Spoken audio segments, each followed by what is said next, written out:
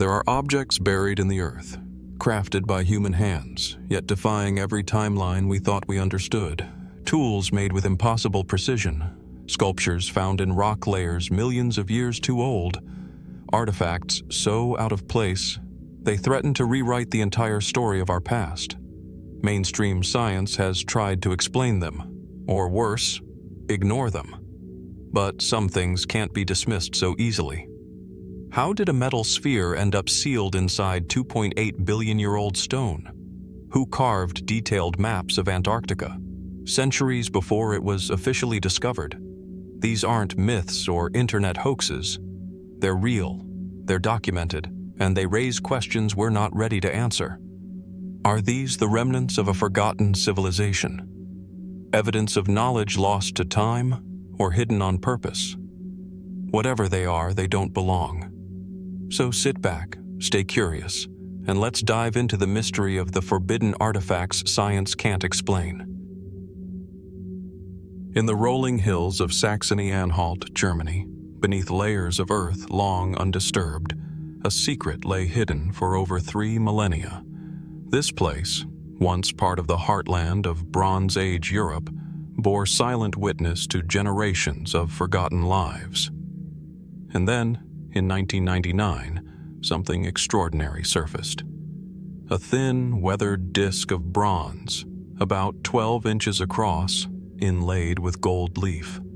At first glance, it was striking: a crescent moon, a cluster of 7 stars, and a large golden orb. Time had etched a deep green patina into its surface, like a veil concealing its ancient origins. To those who found it, 2 treasure hunters armed with metal detectors, it looked valuable. But to those who studied it, it would become something much more. The Nebra Sky Disk, a window into a forgotten cosmology, and perhaps a world we never knew existed. Dated to around 1600 BCE, the disk is now considered one of the oldest known depictions of the cosmos. It predates Greek astronomy by over 1,000 years. But its existence raises unsettling questions. How did Bronze Age Europeans, presumed to be primitive by many standards, possess such sophisticated knowledge of the night sky? Was this the work of wandering traders, gifted astronomers, or something else entirely? At its core, the disk reflects real astronomical knowledge. The crescent moon and the group of stars, believed to be the Pleiades, mirror celestial events that marked seasonal changes, such as the solstices or harvest times. 2 golden arcs added to the edge appear to chart the angle between sunrise and sunset at the summer and winter solstices, corresponding precisely to the latitude of the disk's discovery site. A 3rd arc, often interpreted as a solar boat, a motif common in ancient mythologies from Egypt to Mesopotamia, was added later. This suggests the disk was not only used over generations, but also reinterpreted, adapted, perhaps even revered. Mainstream archaeologists see it as a ritual object, a sacred tool used by a priest astronomer to track the rhythm of the heavens, to guide planting, harvesting, and ceremonies. It speaks to a culture far more advanced than previously believed, but not everyone agrees on its purpose or its origin. Some researchers note that the metallurgy of the disk is unusually complex for its time. The gold, it turns out, came from Cornwall, in what is now southwestern England. The copper was sourced from the Alps. This alone hints at a network of trade stretching hundreds of miles, unexpected for the era. Who coordinated such exchanges? And why would such rare materials be dedicated to a single artifact? More speculative theories have emerged, treading the line between history and mystery. Some suggest the disk may be a surviving fragment of a lost civilization, perhaps a northern European counterpart to Mesopotamia or Egypt, whose legacy was wiped out by time or catastrophe. Others question whether the knowledge encoded in the disk was entirely homegrown. Was it passed down from an older, forgotten source, or even introduced by visitors from beyond the region? travelers whose influence has since vanished from the archaeological record. There are echoes of ancient myths that speak of sky charts and fallen knowledge, the Eddaic poems of Norse tradition, or the dreamlike cosmologies of early Celtic lore. Could these stories be distant cultural memories of artifacts like the Nebra Sky Disk? Or are we simply imposing modern imagination on the remnants of a distant past? Even today, the disk resists easy categorization. Is it an astronomical tool, a religious icon, a symbol of political power? Or was it all these things, and more, rolled into one object meant to bridge earth and sky? What we know for certain is this: the Nebra Sky Disk was no ordinary creation. It required knowledge, craftsmanship, and intent. It suggests a culture not only observing the cosmos, but seeking to understand its order, to place itself within it. And in doing so, it offers a silent challenge to our assumptions about what ancient people knew and how they knew it.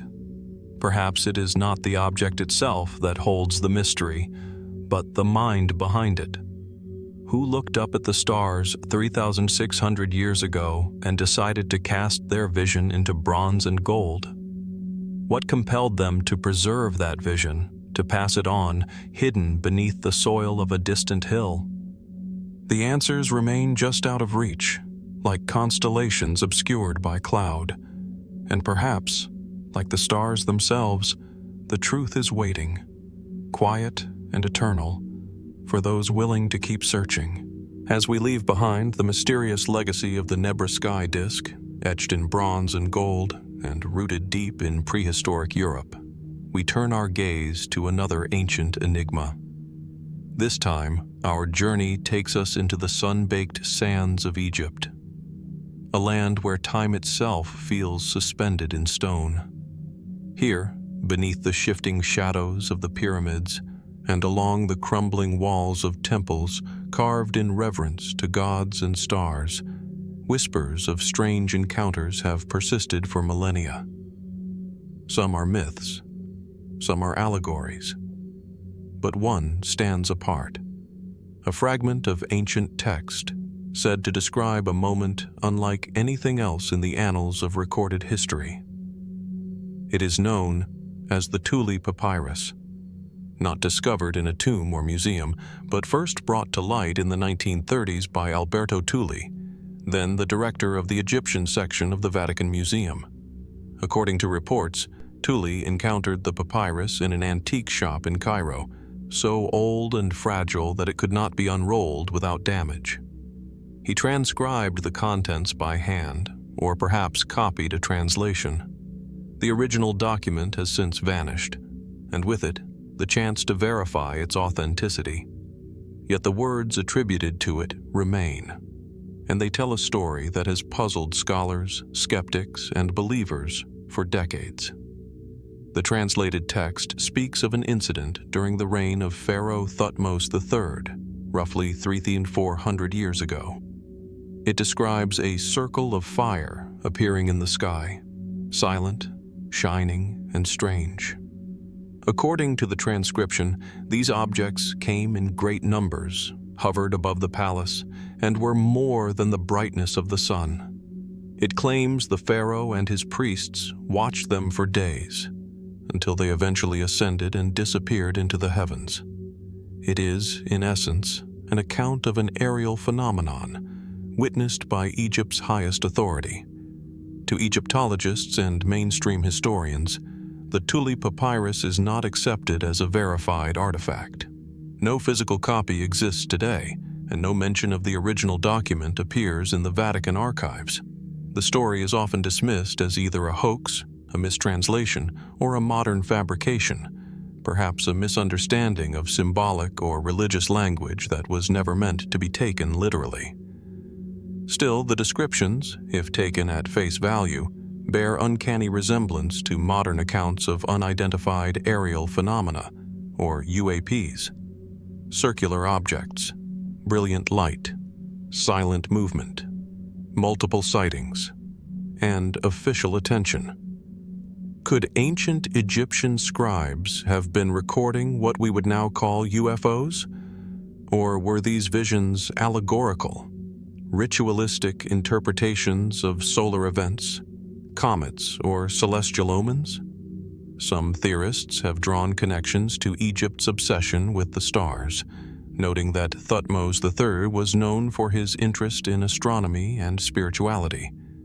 He erected obelisks and temples aligned with celestial events, and his reign saw a fusion of religious and scientific understanding of the heavens. Might the papyrus reflect a ceremonial vision, or does it preserve a historical event interpreted through the spiritual lens of the time? Others look deeper into Egypt's extensive mythology. Stories of gods descending from the sky in radiant boats or luminous discs ferrying deities between the realms are not uncommon. Could these mythologies have roots in real phenomena, recorded long before the language to describe them existed? There are also more grounded explanations. Some have proposed that the fiery discs could have been meteor showers, solar halos, or ball lightning, natural events misunderstood by the people of the time. But even these ideas remain speculative. Without the original papyrus, without its material composition, context, or provenance, we are left with little more than a second-hand transcription, and a mystery wrapped in layers of uncertainty. Still, the story persists. Not because we can prove it, but because it fits into a broader pattern. Ancient records from around the world that speak of luminous objects in the sky, strange visitors, and encounters that seem to blur the line between myth, religion, and something else entirely. Is the Tulli Papyrus a modern invention? A misinterpreted record of a natural event? Or could it be something far more significant? A sliver of ancient truth filtered through the worldview of a long-vanished civilization? For now, it remains in the gray space between legend and history, a document that might have existed, describing an event we may never fully understand. And it leaves us with a question. If such things were seen and recorded thousands of years ago, long before flight, satellites, or science as we know it, what else has been forgotten, buried in the sands of time, just waiting to be rediscovered? As we drift away from the enigmatic skies of ancient Egypt and the cryptic message of the Tulli Papyrus, our journey now leads us beneath the Mediterranean waves, toward a mystery that lies not in the stars, but buried in the depths of the sea. Here, off the southern coast of Sicily, near the town of Gela, something unexpected was found. Something that rekindles one of the oldest and most enduring legends of all time. The sea was calm when the divers descended, searching a shipwreck dating back over 2,600 years. What they recovered seemed, at first, unremarkable. Dozens of metal ingots, dull in color, corroded by time, resting silently in the silt. But these were no ordinary bars of bronze or copper. Their composition was unusual. And the material? Some believed it matched an ancient description lost to time. Orichalcum. Orichalcum, a name wrapped in myth. According to the Greek philosopher Plato, it was the legendary metal of Atlantis, second only to gold in value, known for its brilliance and unique reddish hue. He described temples of the lost civilization gleaming with it, its walls inlaid with the shining metal, its very name symbolizing power, refinement, and lost knowledge. But was orichalcum real? For centuries, scholars debated its meaning. Was it a poetic invention, a symbolic metaphor, or a forgotten alloy? Ancient texts rarely agreed on its composition. Some claimed it was a form of brass. Others suggested it was something more exotic, perhaps even unknown to modern science. The ingots recovered near Gela were analyzed by metallurgists. The results were intriguing. An alloy rich in copper and zinc with traces of lead, nickel, and iron. Not pure brass, but not quite anything else either. It closely matched the few historical references we have to Orichalcum's possible makeup. And most curiously, it predates the widespread use of brass in the Mediterranean by centuries. Could this be evidence that the knowledge of advanced metallurgy, lost or hidden for generations, had once surfaced and then vanished again? Mainstream archaeologists are cautious. They note that the ingots were likely being transported from Greece or Asia Minor to Sicily, where they would have been melted down and repurposed. A sign of trade, yes, of cultural exchange, certainly, but not necessarily of Atlantis.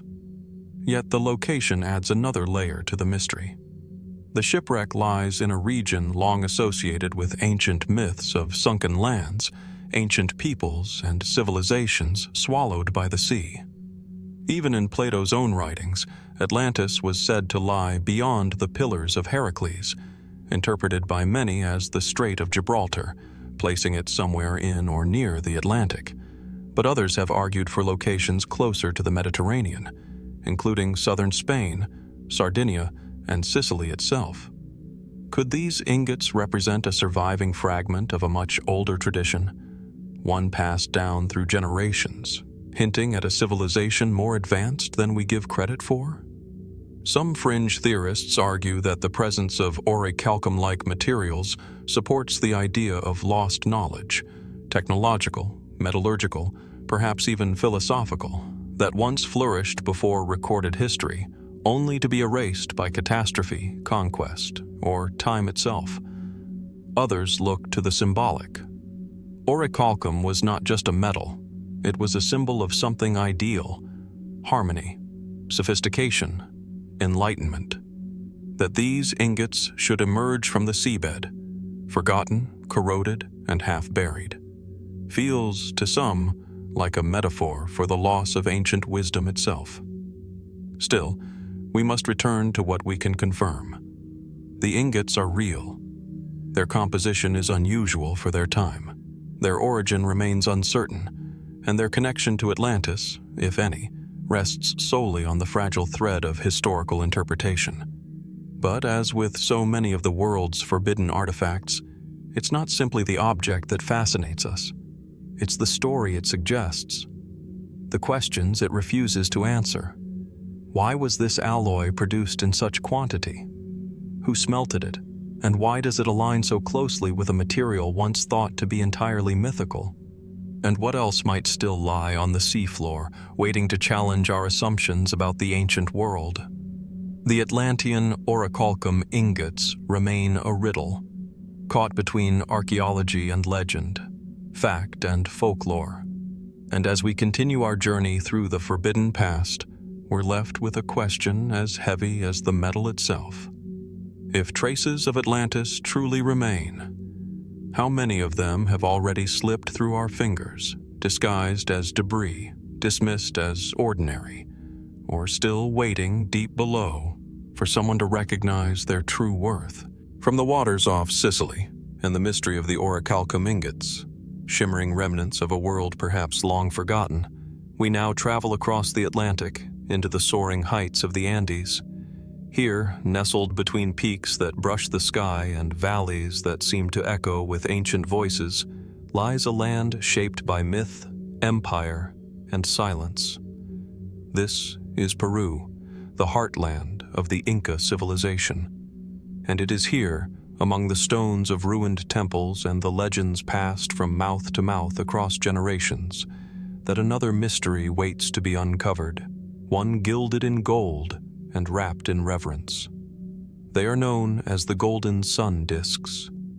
Very few physical traces of these objects remain. Some claim they were destroyed, others hidden away. But what survives is legend and scattered fragments of history that hint at something extraordinary. According to Incan lore, the largest of these golden discs once hung in the Coricancha, the Temple of the Sun in Cusco, the most sacred site in the entire Inca Empire. The temple was dedicated to Inti, the sun god, and its walls were said to be plated with sheets of gold, reflecting light in such brilliance that it was called the Golden Enclosure. But the most sacred object of all was the sun disk, a great circular artifact crafted of pure gold, said to represent the face of Inti himself. It was not just symbolic. According to chroniclers and oral tradition, this disk was believed to channel energy from the sun, from the cosmos, from the gods themselves. Priests would perform rituals before it. Emperors would consult it. It was, in many ways, the spiritual heart of an empire. But where is it now?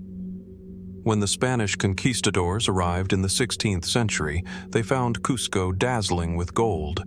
In their hunger for wealth, they stripped the Coricancha bare. Temples were dismantled, treasures were melted down, histories were rewritten. The golden sun disk vanished. Some say it was taken, looted and lost forever. Others believe it was hidden by Inca priests, spirited away into the mountains or buried beneath lakes, waiting for a time when it would be safe to return. But this is only the beginning, because what's more intriguing than the legend of one disk is the possibility that there were many.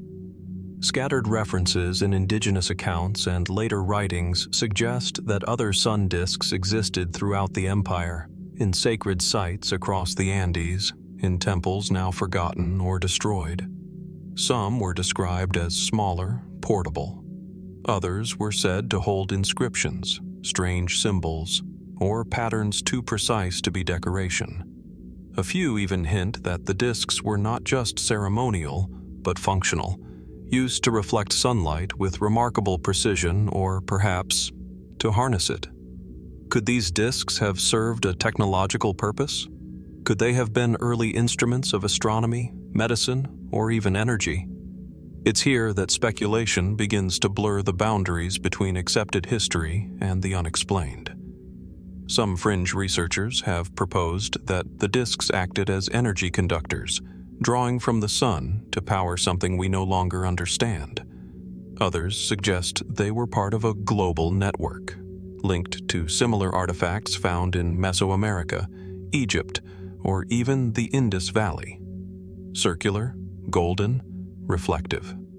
Artifacts that seem somehow to share a purpose across time and continents. Mainstream archaeologists reject these theories. To them, the sun disks are religious icons, objects of devotion, symbols of divine order. But even they agree. The craftsmanship, the reverence, the effort to conceal them from the Spanish all suggest these were more than ornamental. They were central to the Inca worldview. They meant something. What that meaning truly was remains elusive. No confirmed sun disk has ever been recovered. Some claim one lies at the bottom of Lake Titicaca, buried in the depths, guarded by legend. Others believe it is sealed in a hidden chamber beneath the ruins of Sacsayhuaman or Machu Picchu. Expeditions have been launched. Stories continue to circulate, but the truth remains hidden, just out of reach. So we are left with questions. Were the Inca golden sun disks simply symbols of devotion, lost in the chaos of conquest? Or were they remnants of a deeper knowledge? Knowledge that once lit the mountaintops with golden fire and whispered secrets now buried by time. And if such artifacts did exist, what might they reveal, if ever brought back into the light? From the golden heights of the Andes, where sun disks shimmered with divine significance, we now descend, quietly, into the damp, echoing shadows of ancient Europe. Far from the monumental temples of the Inca, in a small limestone cave along the banks of the Loire River in central France, something was discovered that offers a very different kind of mystery. It is known as the Mask of La Roche-Cotard. The cave itself is modest. Hidden in a cliff face near the town of Langeais, it opens like a breath in the rock, dark and cool even in summer. It was here, in 1975, that archaeologists uncovered a curious object.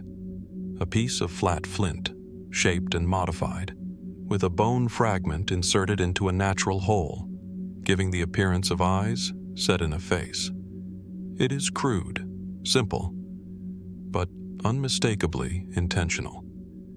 To most, it looks like a mask, or perhaps more precisely, a representation of a face. This object, fragile and enigmatic, is estimated to be around 33,000 to 75,000 years old, possibly even older. And if that is true, it may be one of the earliest known examples of symbolic representation ever found, not made by Homo sapiens, but by Neanderthals. For decades, the question of Neanderthal cognition has hovered on the edges of archaeological debate. Were they capable of abstract thought? Did they create art? Did they bury their dead with ritual? Or were they simply clever tool makers, technically proficient, but cognitively limited? The Mask of La Roche-Cotard challenges those assumptions. It is not functional. It does not cut, scrape, or pierce. There is no evidence it was used as a tool. Its only apparent purpose is to look like a face, to suggest identity, to embody something not physically present. In short, to symbolize.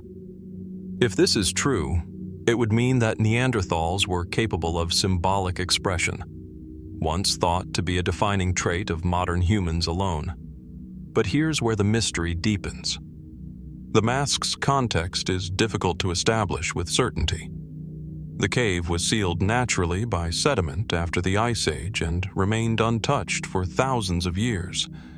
But without absolute dating of the mask itself, only of the surrounding material, its true age is debated. Could it have been shaped by early Homo sapiens instead, or even accidentally formed by natural processes? Mainstream archaeologists are cautious. Some believe the mask is a genuine artifact of Neanderthal expression, a breakthrough piece of evidence suggesting that our ancient cousins were far more sophisticated than once assumed. Others are skeptical, arguing that without clear patterns of symbolic behavior elsewhere in the site, it's risky to assign deep meaning to a single object. And yet, something about it lingers. The hollow eyes, the symmetry, the subtle shaping of the stone.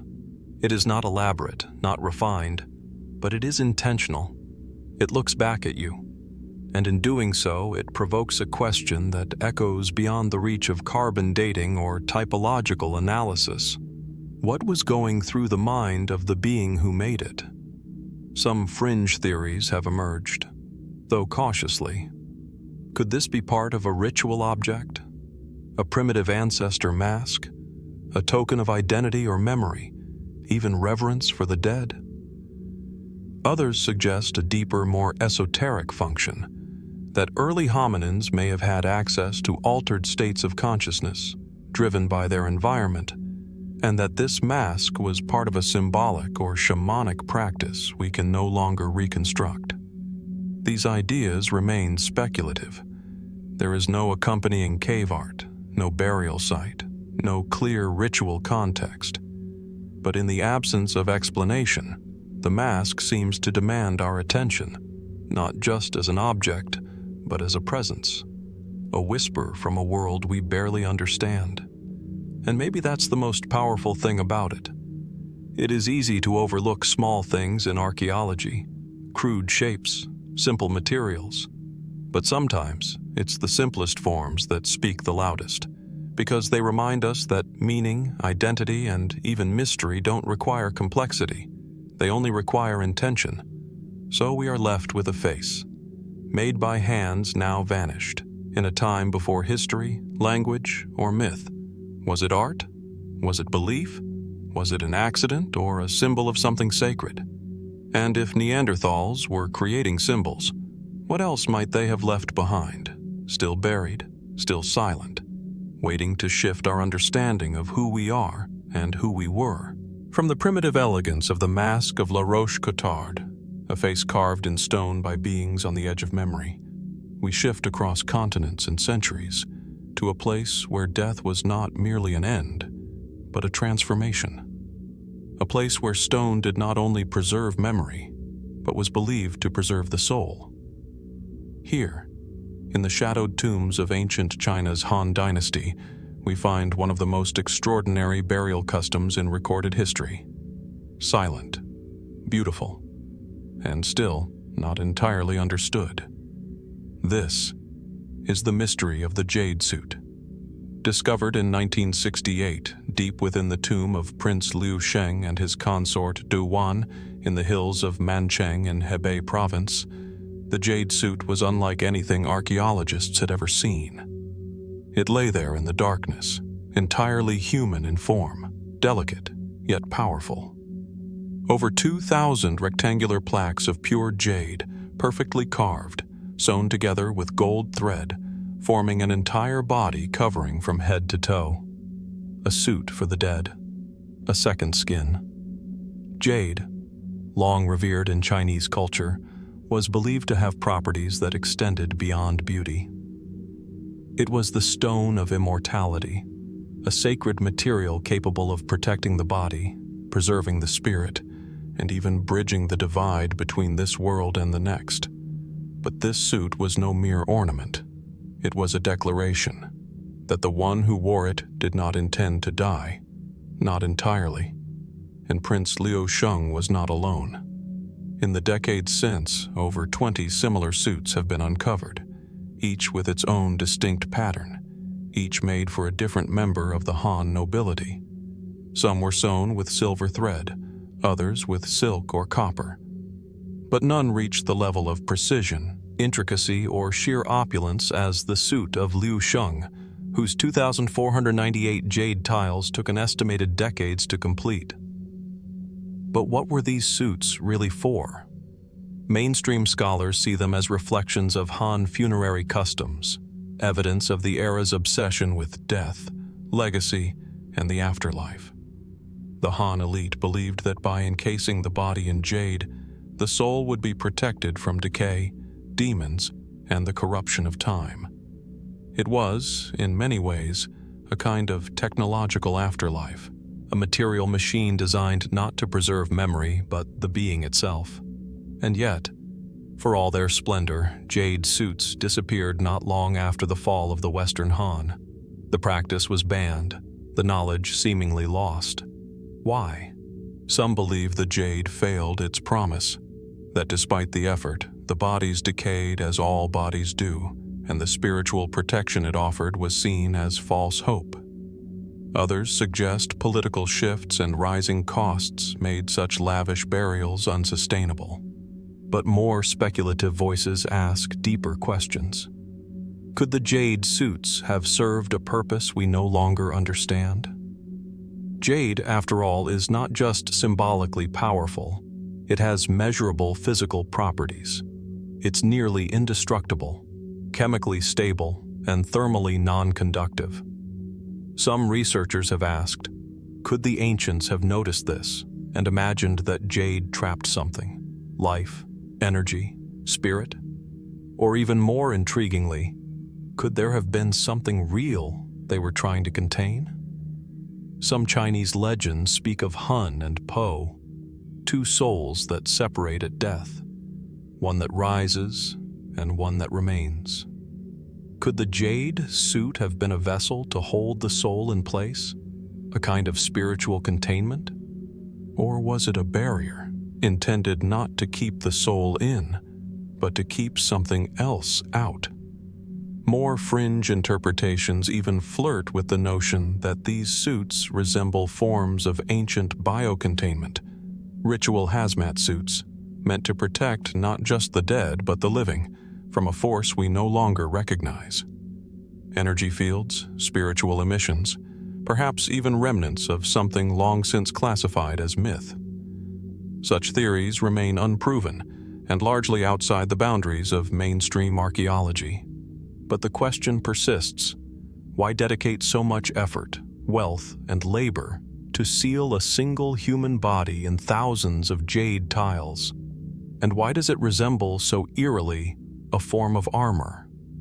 Some have drawn visual parallels between the jade suit and the concept of the astral body, a second form, luminous and intangible, said to leave the body during death or deep meditation. Could these suits have been designed not just as preservation, but as guides, a skin for the soul, a vehicle for the journey into another realm. We may never know. The suits are mute, the tombs are sealed, the rituals that once surrounded them lost to time. But still, they remain, delicate, imposing, unnatural in their stillness. A kind of echo, not of a person, but of a belief so strong it was given form, stone by stone. And as we gaze upon them today, in museum glass or the dim light of ancient burial chambers, we're left with a question. Were the jade suits simply a grand gesture of imperial vanity? Or are they clues to a forgotten understanding of life, death, and what might lie beyond both? What truths did the ancients try to seal inside these shimmering second skins? And what might we discover if we dared to listen? From the cold elegance of the jade burial suits, where death was cloaked in light and stone, we return now to Egypt, but not to the grandeur of Giza or the familiar profile of the Sphinx. Instead, we travel farther south, along the winding course of the Nile, into the ancient city of Abydos, a place steeped in mystery, myth, and memory. Here, among sandstone pillars and time-worn hieroglyphs, stands the Temple of Seti I, a sanctuary built over 3,000 years ago by a pharaoh of the 19th dynasty. Like many Egyptian temples, it is a place of ritual and reverence, inscribed from floor to ceiling with prayers to the gods and proclamations of divine kingship. But in one corridor, high on the architrave, above the reach of a standing man, there is a carving that does not fit. It does not resemble the falcon of Horus, the Ankh of eternal life, or the familiar symbols of Egyptian theology. Instead, it looks modern, mechanical, even futuristic. To some, it looks like a helicopter. And beside it, further shapes emerge, a form that resembles a submarine, another like a fighter jet, and yet another that seems to echo the silhouette of a hovercraft or drone. These unusual carvings have become known, rather provocatively, as the Abydos helicopter hieroglyphs, an anomaly etched into ancient stone, challenging our assumptions about what the ancient Egyptians knew, or perhaps what they saw. But what are they, really? Mainstream Egyptologists offer a relatively straightforward explanation. A case of palimpsest, a form of overwritten text. In ancient Egypt, when a ruler died and another took the throne, it was common practice to recarve temple inscriptions in honor of the new pharaoh. In this case, the original carvings were dedicated to Seti I. Later, his son Ramses II altered the texts to reflect his own reign. The result, they say, is a visual layering of hieroglyphs that, through erosion and time, has left us with coincidental patterns, shapes that our modern eyes, trained to recognize machinery, interpret as flying craft. And yet, that explanation, while rational, doesn't fully erase the image. Because once you see the outline of a helicopter rotor, it's difficult to unsee. Is it just pareidolia, our brain's tendency to find patterns where none were intended? Or is there something more? Some fringe theorists suggest that these carvings may be a remnant of a lost knowledge, a visual reference to flying machines from a forgotten civilization, or even an echo of advanced technology witnessed in some distant, pre-dynastic past. Could ancient people have observed phenomena they didn't understand, craft in the sky, visitors from elsewhere, and tried to record them the only way they knew how? It is worth noting that Abydos itself has long been considered one of the most sacred sites in ancient Egypt. It was believed to be the burial place of Osiris, the god of the afterlife.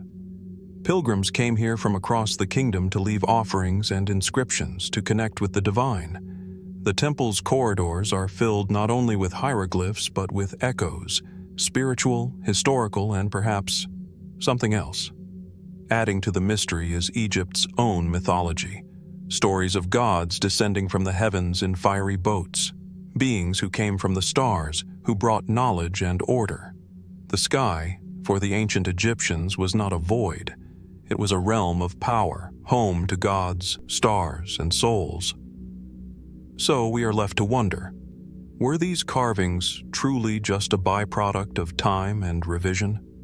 Or could they represent a glimpse, however distorted, of something witnessed, remembered, and inscribed?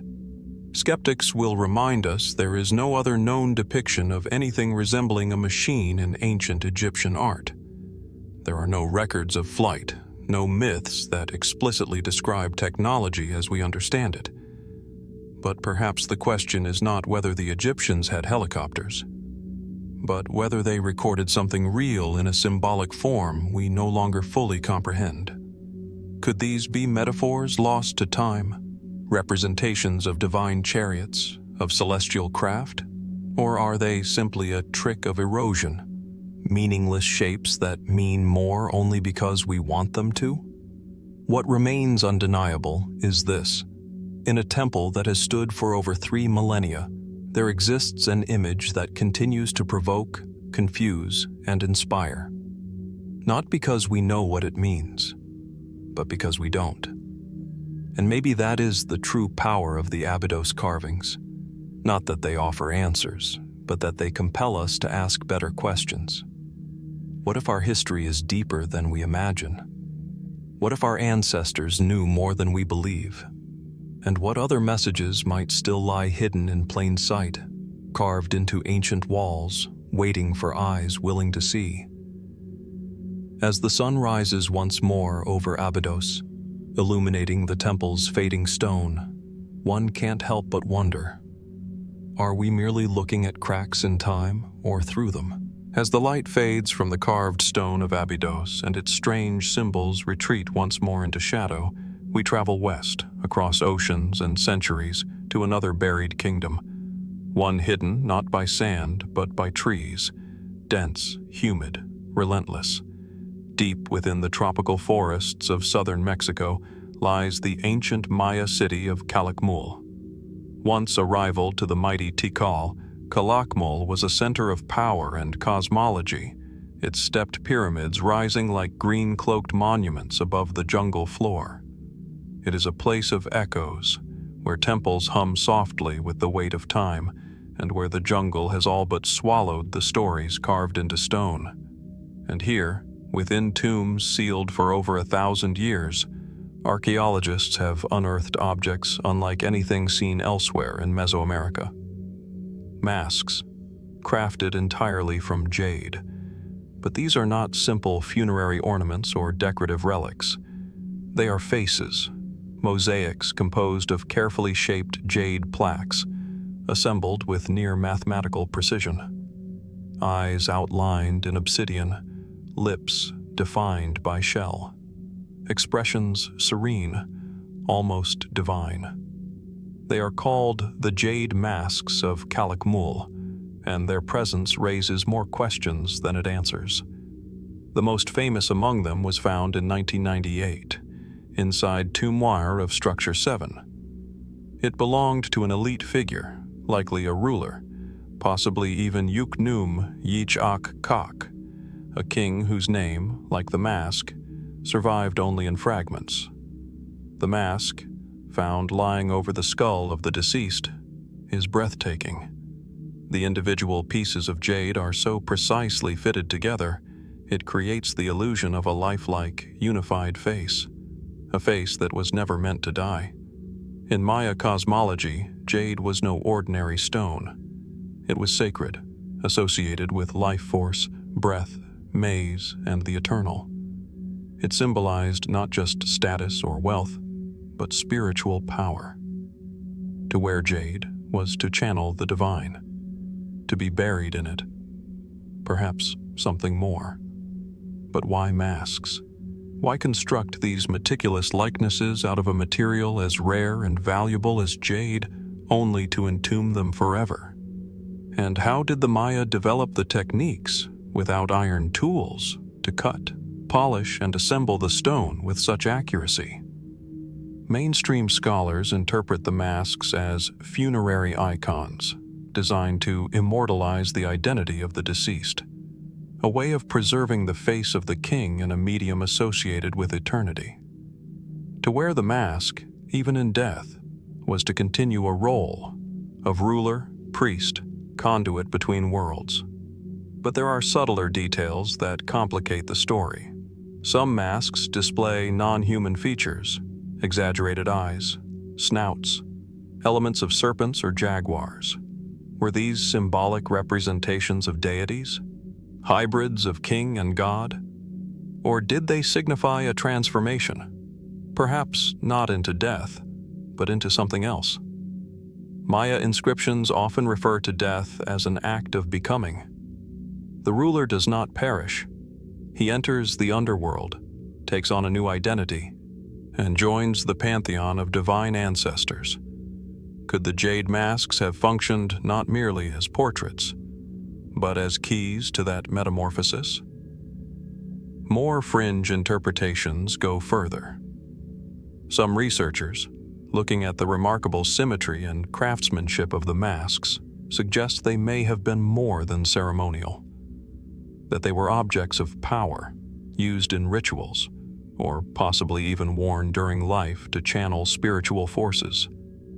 Others speculate about the jade itself, its energetic properties, its capacity to hold or direct consciousness. In modern science, jade is known to have piezoelectric qualities. It can generate a small electric charge under pressure. While there's no evidence the Maya understood this in technical terms, it's worth asking, did they sense something more in the stone? Something alive?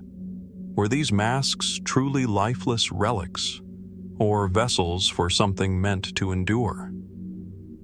Then there is the unsettling question of how many remain undiscovered.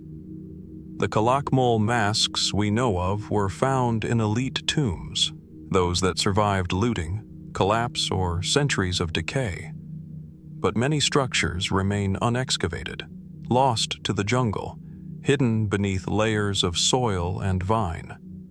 How many rulers were laid to rest with jade visages?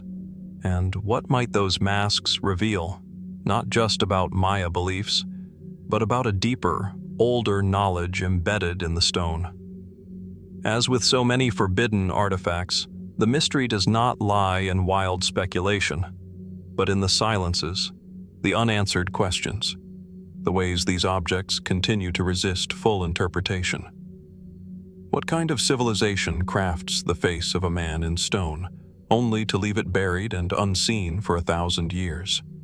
What stories were carved not in hieroglyphs, but in the geometry of jade?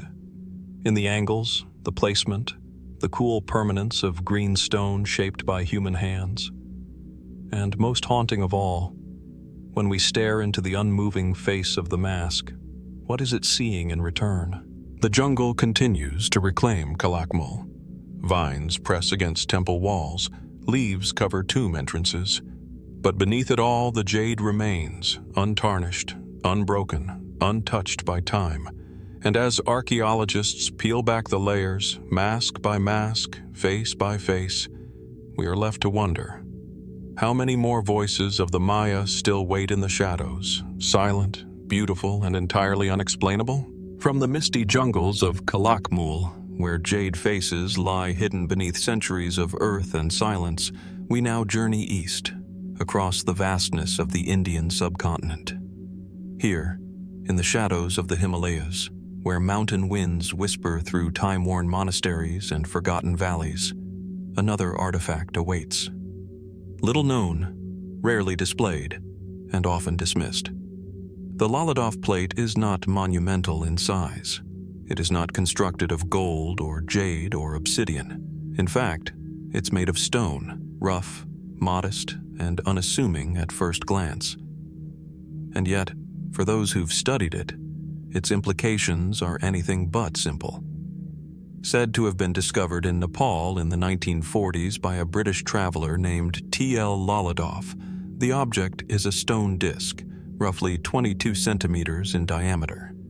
Smooth and slightly convex, it bears a spiraling pattern carved into its surface, one that draws the eye inward, like a slow pull into something more ancient than memory. But it's not the spiral alone that has drawn attention.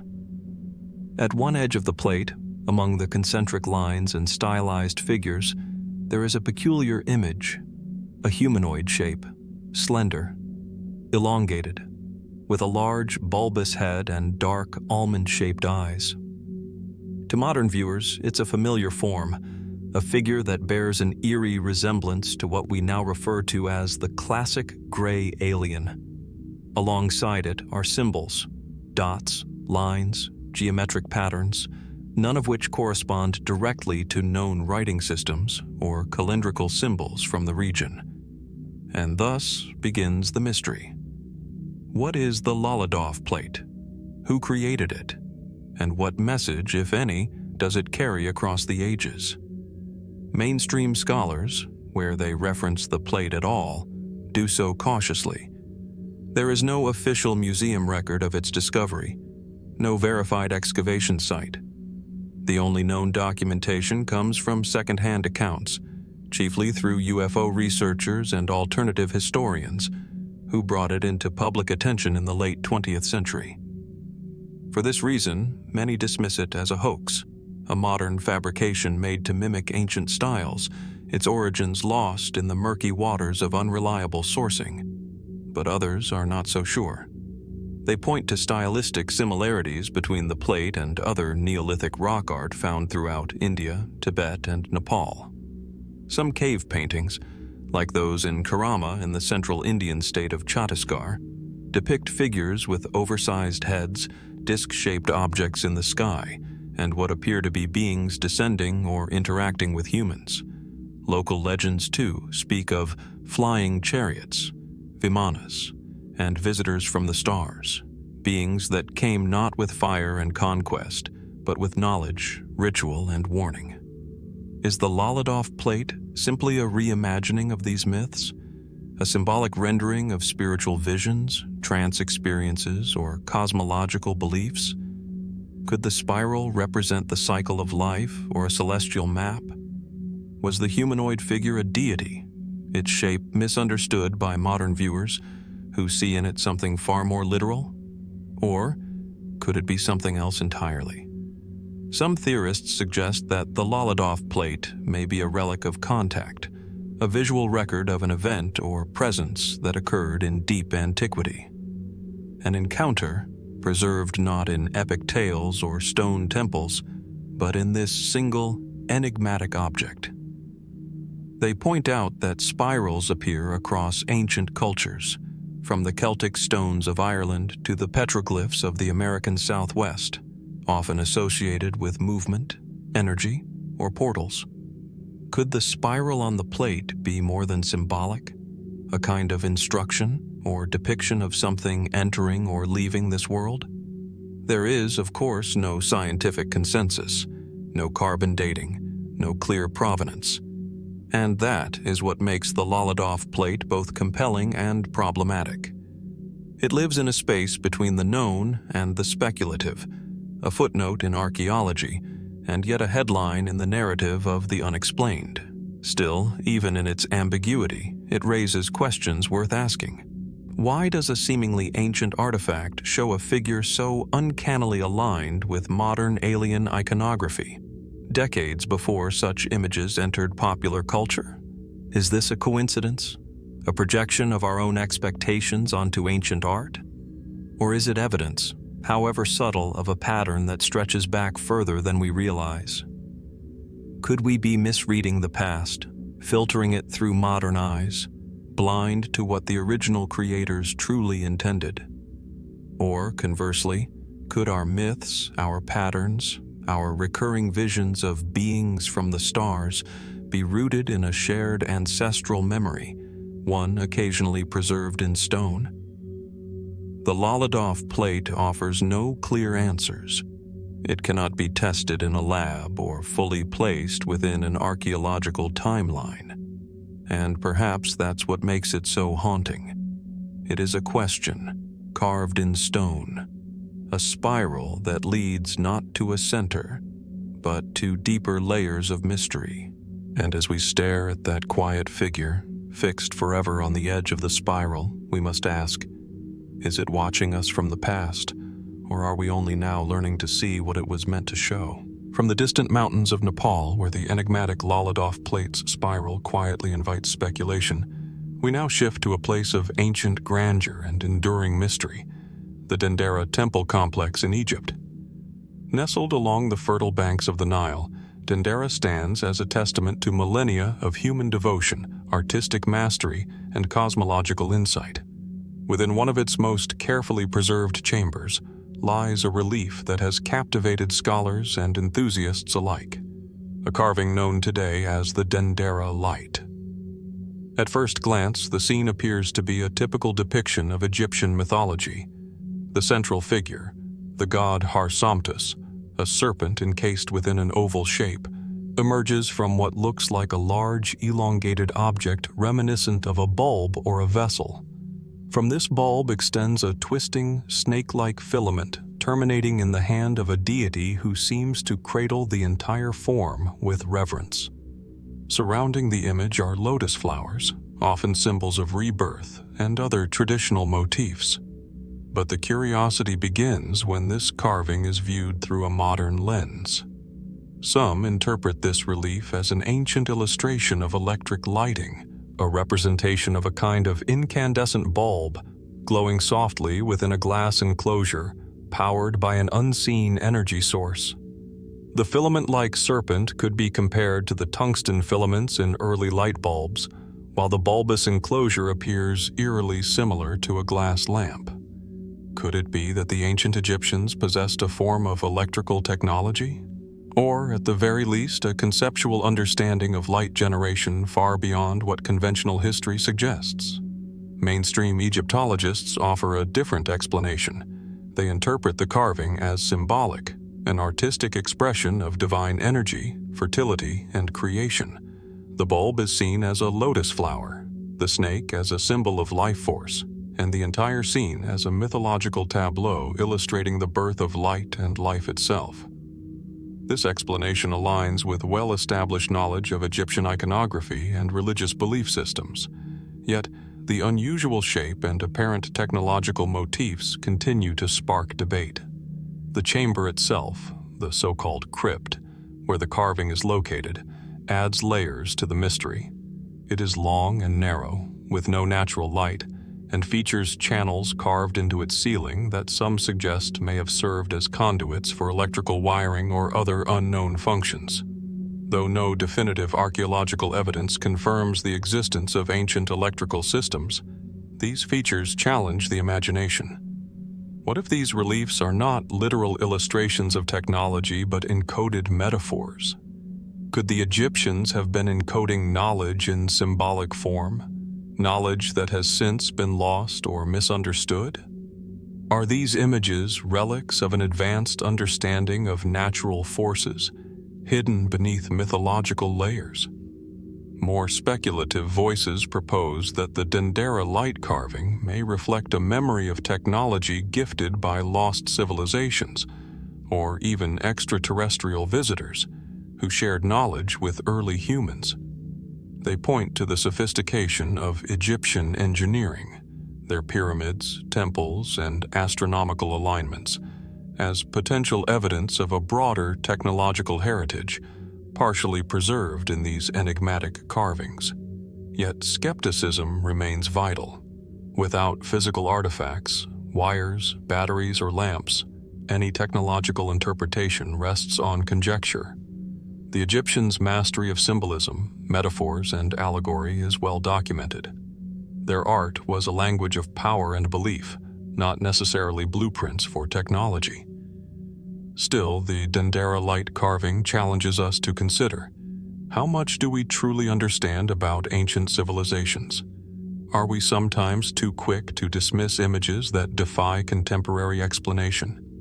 Could ancient peoples have possessed knowledge or experiences now obscured by time, surviving only in the symbolic language of their art? As we examine the softly glowing shape etched in stone, questions remain. Is this a sacred myth given physical form, or a hidden message hinting at lost technologies? What lies behind the veils of ancient Egyptian symbolism?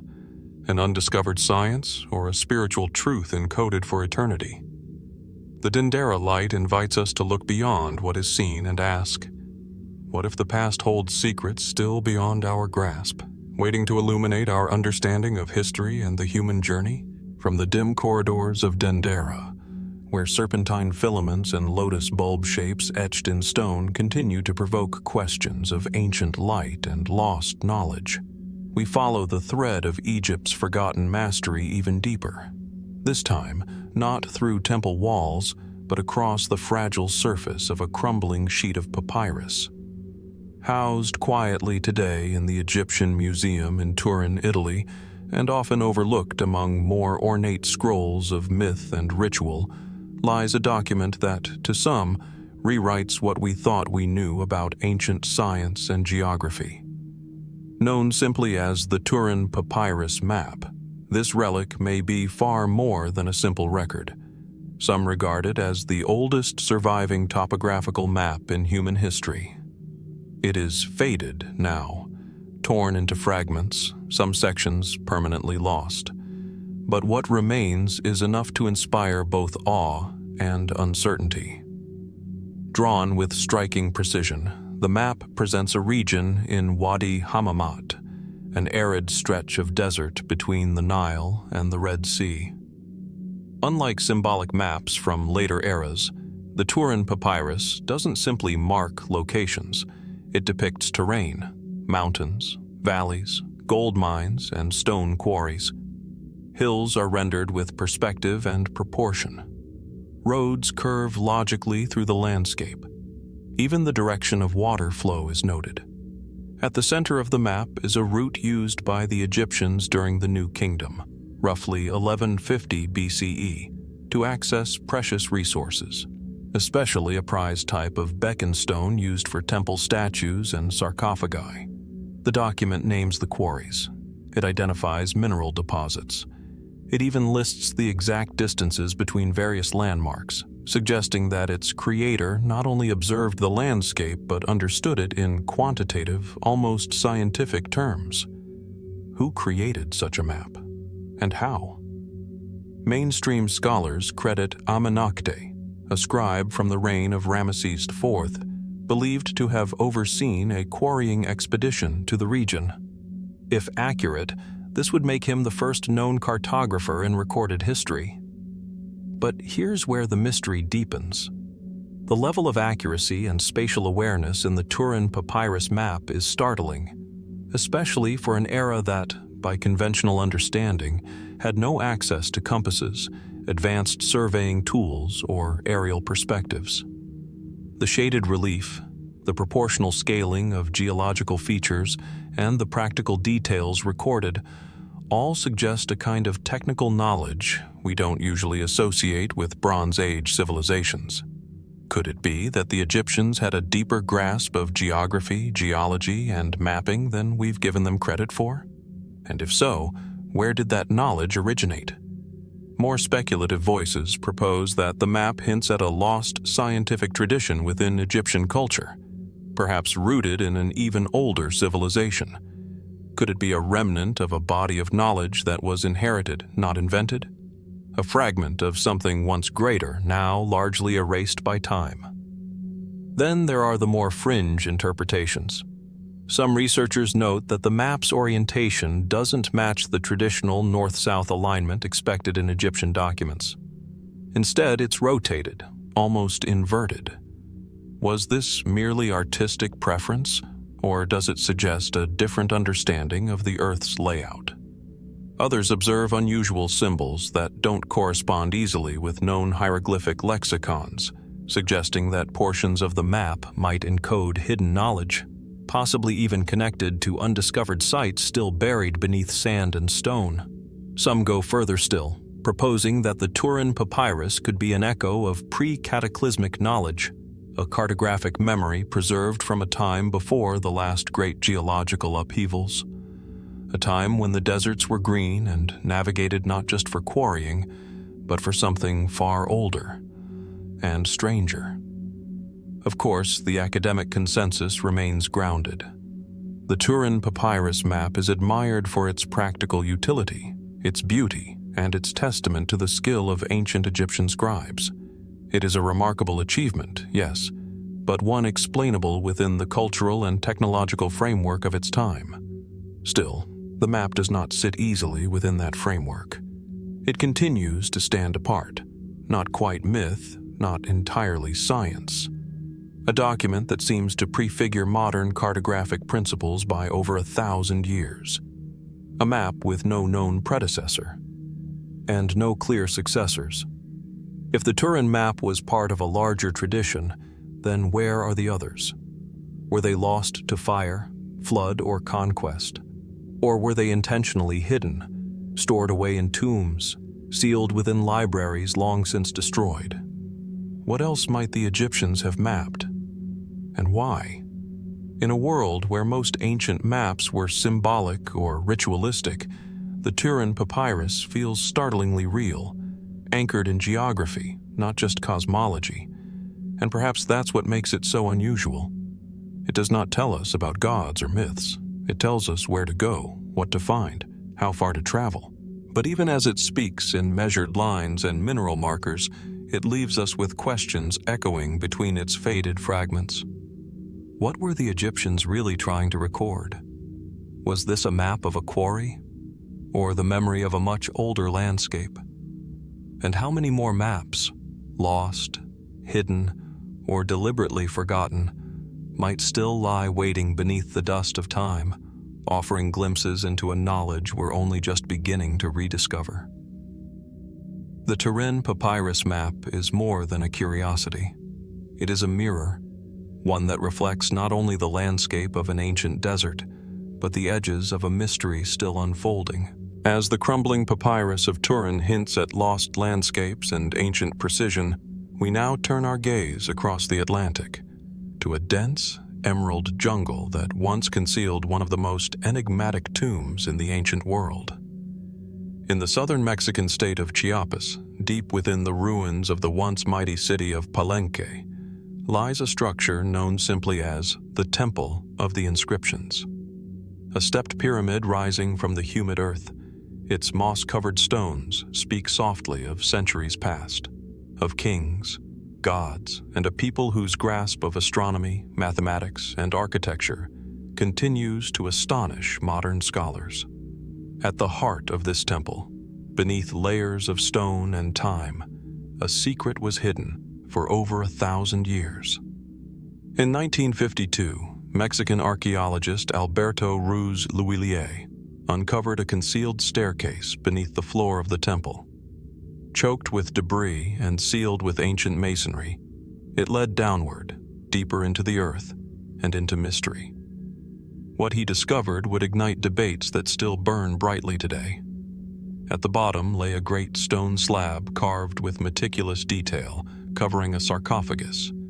Inside, the remains of Kinich Janab Pakal, better known as King Pakal the Great, one of the most revered rulers of the Maya civilization. He had died around 683 CE, but his resting place had remained undisturbed until now.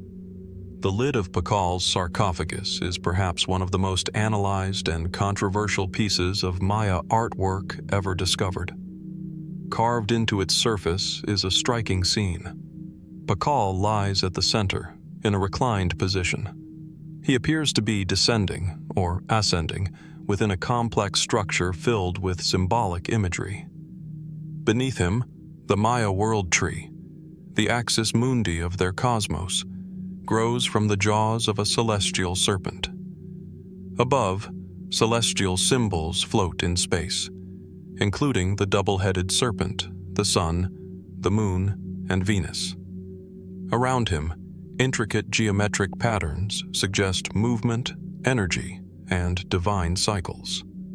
To Maya scholars, the carving is a visual representation of Pakal's journey through the underworld, a sacred transformation from king to deity. The motifs reflect the cosmological beliefs of the classic Maya: life, death, rebirth. A king's death was not an end, but a passage into godhood. His spirit rising into the heavens through the world tree, the conduit between realms. But for others, the image evokes something different. Beginning in the 1960s, authors like Erich von Däniken proposed an alternative interpretation. To their eyes, the sarcophagus lid didn't show Pakal on a cosmic journey. It showed a man seated inside a machine. To be precise, what looked like a spacecraft. They point out the position of Pakal's body, leaning back, hands manipulating controls, feet resting on pedals. Around him, flame-like patterns that resemble propulsion, tubes or wires connecting systems, a breathing apparatus, an exhaust system.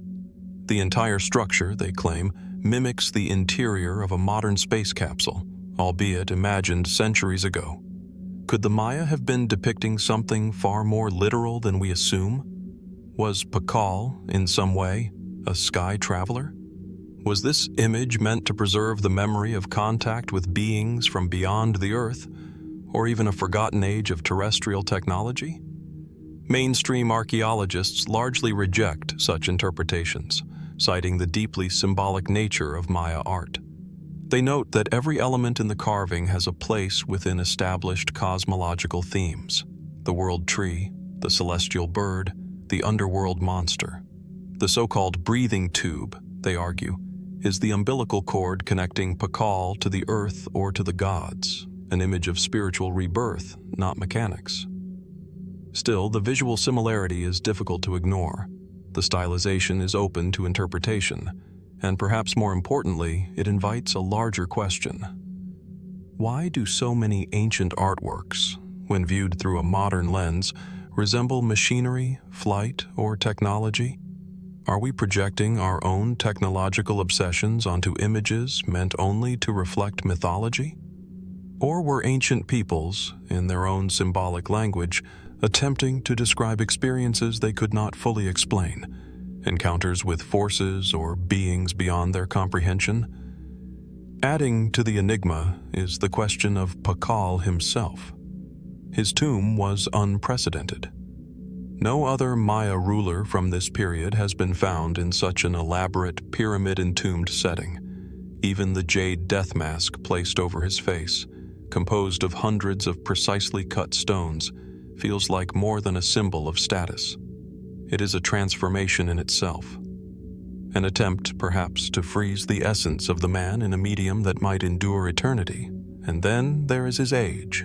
For centuries, Maya kings were thought to rule briefly, amid wars and shifting alliances. But Pakal reigned for nearly 7 decades, a lifespan that, for the time, bordered on myth. Some records suggest he lived to over 80 years old. How is this possible in an era where disease, warfare, and sacrifice claimed lives so early? Of course, there are logical explanations: genetics, privilege, nutrition. But the pattern holds. Again and again, Pakal's story seems to drift toward the edge of the explainable. He is both man and myth, both ruler and symbol. His sarcophagus is not just a tomb. It is a canvas, one that holds within it the dreams, beliefs, and perhaps even the cosmic memories of an ancient people. And as we stare down at the carving, at Pakal suspended forever in stone, a final question remains. Was this simply the Maya's way of preserving their theology? Or could this be a record, etched in silence, of something we have yet to truly understand? The jungle has taken much from Palenque. Time has taken even more. But Pakal remains, watching from his stone cradle as if waiting for someone, not just to look, but to see. From the geometric intricacy of the Turin Map, etched on fragile papyrus and pointing to ancient paths through a sun-bleached desert, we now journey far across the world, to a realm of lush rainforest, concealed ruins, and stone monuments veiled by vines. In the Chiapas region of southern Mexico, the ancient city of Palenque rises from the green canopy like a memory awakening. Once a seat of Maya power, its temples, palaces, and plazas still exude a sacred presence.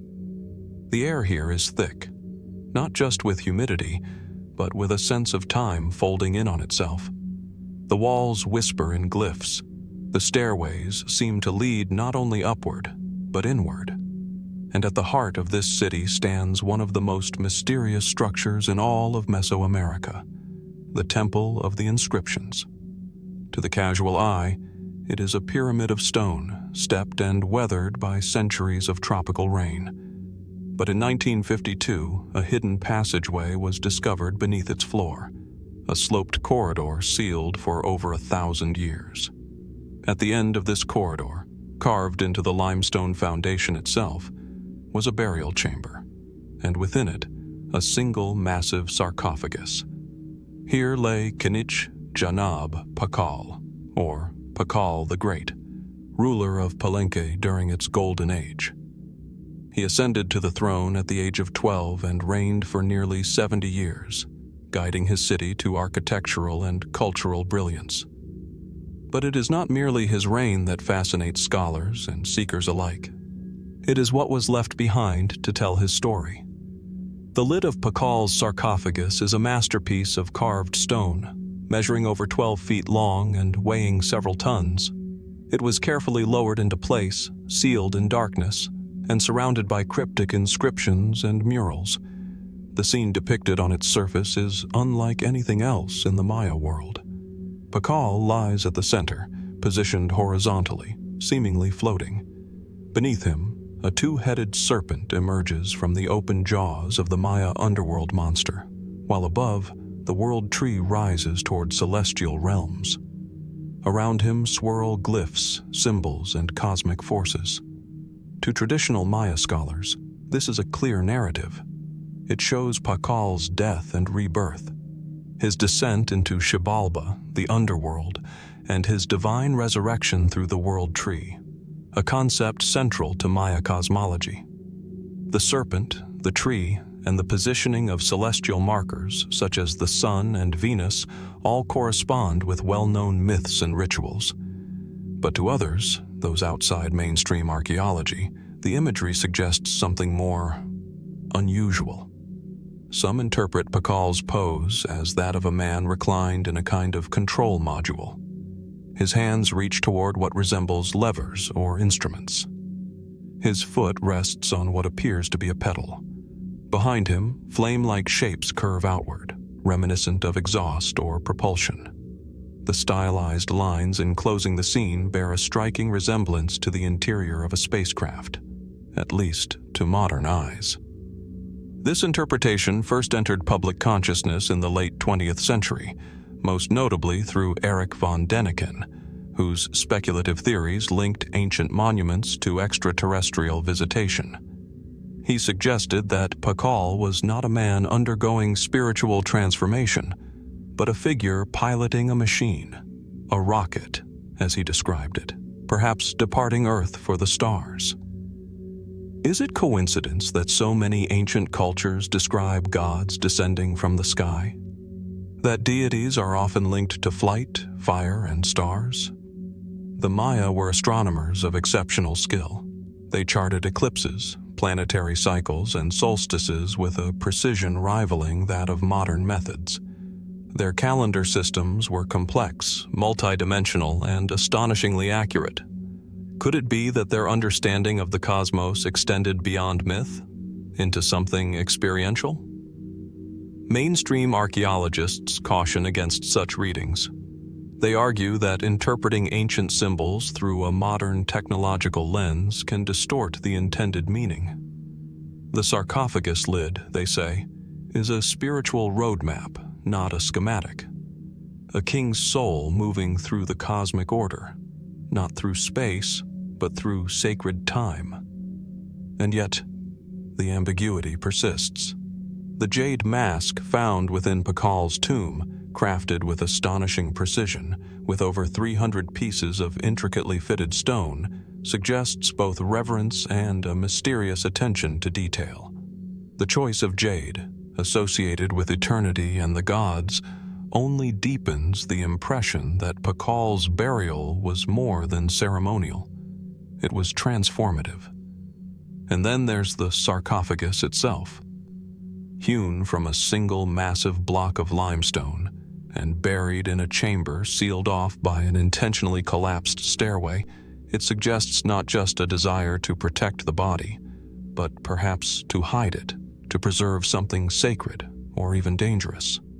Why the secrecy? Why the effort to bury this ruler in such an elaborate and why does the carving on his tomb resonate so strongly across cultures and across time? Is it possible that Pakal's tomb is not only a message to his people, but a message to us? A story, frozen in stone, waiting to be reinterpreted with new understanding? We cannot say for certain. But as we look once more at the stone lid, at Pakal suspended among the stars, framed by serpents and flames, we are left with a haunting question. Was this merely mythology?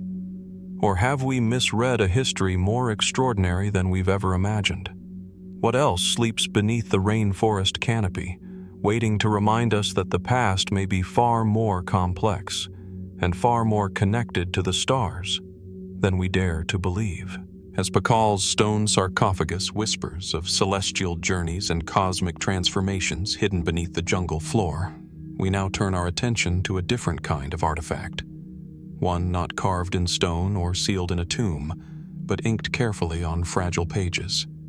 An object that holds within it the voices of a fallen empire, the hands of scribes long gone, and the shadows of truths that still defy simple explanation. It is called the Codex Mendoza. Today, it rests quietly in the Bodleian Library at the University of Oxford. Bound in European leather, faded at the edges, its pages appear, at first glance, like any other colonial manuscript of the 16th century. But open its covers, and you enter a world meticulously drawn and deeply haunted. A world of jaguar warriors, blood rituals, tribute systems, and imperial grandeur.